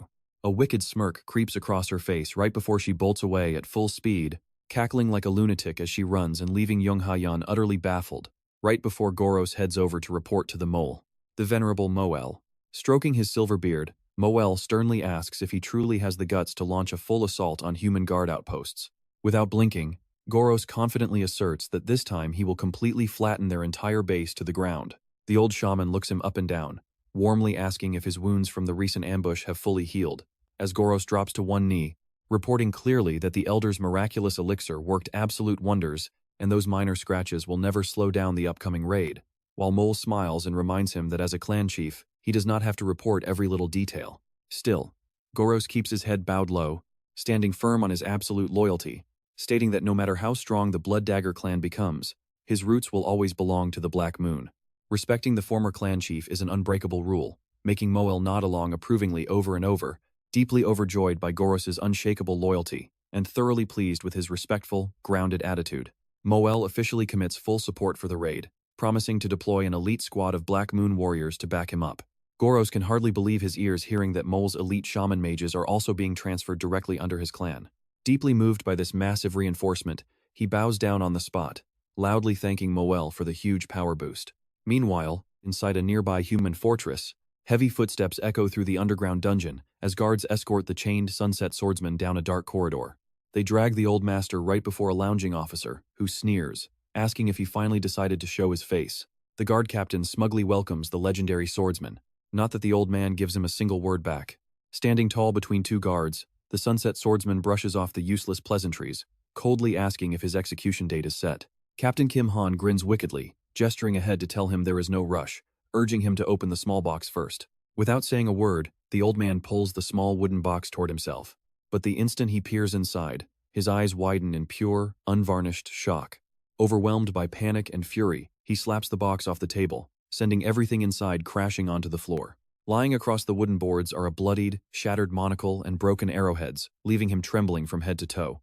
The sunset swordsman stammers in utter disbelief. Why are these things here? His iron-chained hands shake uncontrollably as he reaches down to touch the blood-soaked relics, completely shattered. The legendary warrior drops to his knees, sobbing in pure agony. Captain Kim casually drops the bombshell that the expedition team he sent was ambushed at an inn by human-speaking goblins.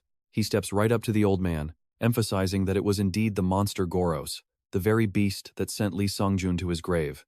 Captain Kim smirks maliciously, pretending to be generous by offering his unit to help him take revenge. But the veteran swordsman instantly catches the stench of treachery, demanding to know what dirty trick he pulled. Desperately rattling his chains, the old man roars that their agreement was set, and the balance was never supposed to break. Tears of rage turn his eyes blood-red as he realizes Captain Kim used him as bait to force those poor kids after GOROS. He screams straight into Captain Kim's face. "You absolute beast, you were supposed to let those kids go." Panicking at the old man's exploding wrath, Captain Kim frantically screeches for his useless subordinates to step in. "Drag this stubborn old bastard back to the dungeon," he yells, as a guard grabs him from behind, ordering him to stay still. But before the guard can even process what is happening, the old master executes a shoulder throw, slamming him violently onto the hard stone floor, even with both wrists locked tight in heavy iron cuffs. He follows up with a crushing blow that knocks the next guard unconscious on the spot. Captain Kim freezes as his elite guards get wiped out in mere seconds, his face turning pale as a corpse. Driven by sheer panic, he draws his sword and charges forward, screaming at this crazy old monster. With total ease, the old master uses his chained forearms to block the incoming sword strike. In one fluid motion, he snatches the blade away and decapitates a guard, sending the head flying into the air. Captain Kim lets out a terrified shriek as the severed head rolls across the floor right before him, cornering him against the wall. Choking on pure terror, he trembles before the aged beast looming right over him. The sunset swordsman glares back with lethal intent, warning him with a low growl, "Answer my next question honestly if your miserable hide still wants to see tomorrow's sunlight." Meanwhile, beneath the moonlit sky, ominous crow cries echo across the quiet forest. A red-eyed crow swoops down onto a goblin's arm, bringing urgent intel back to the waiting army. Naper, leader of the shaman mages, steps forward and respectfully informs GOROS that all forces are ready to crush the enemy. GOROS orders the entire unit to hold position for his signal, deciding to scout out the situation entirely on his own. He tears through the pitch-black forest at wind-splitting speed, leaving behind a blurry afterimage as he moves. All of a sudden, a wild sight cuts through the trees, forcing him to slam on the brakes. He digs both bare feet straight into the dirt, skidding across the ground, kicking up a burning trail of smoke and dust. Glancing up, his eyes go wide in total disbelief at what is unfolding right in front of him. Glowing red embers float through the heavy night air, while the entire human fortress gate is engulfed in a roaring sea of flames, leaving him wondering if these guys are throwing a massive barbecue party to burn this fiercely. He steps onto the scorched brick path, surrounded by the fierce crackle and roar of raging flames all around. Before he can even make sense of this madness, a voice rings out from inside the fire, mockingly teasing that he showed up a bit late for the real show. GOROS calmly looks past the blazing ruins, completely unfazed by the violent sea of fire around him, as the sunset swordsman looms tall and steady right ahead, casually chugging down gulps of liquor, while one hand rests easily on the head of a fortress guard, petrified in dead silence. The old man keeps tipping his head back, draining the fine bottle without caring about anything in the world. Meanwhile, the poor company captain, flattened right beneath his boots, is trembling violently in pure, helpless terror. Gulping down the very last drop, the old man tosses the bottle aside and turns around to face GOROS directly. He reveals that he has been waiting here for this famous talking goblin for a very long time. Catching GOROS completely off guard, gripping his weapon tightly, with eyes glowing with lethal intent, the old swordsman declares it is time to settle this blood debt once and for all. And that is where this insane clash wraps up for now, guys. Will GOROS get shredded by this legendary old beast? Or are we getting a massive clutch turnaround? To catch the next epic part, make sure to follow, drop a comment to show some love, and I will see you guys in the next episode.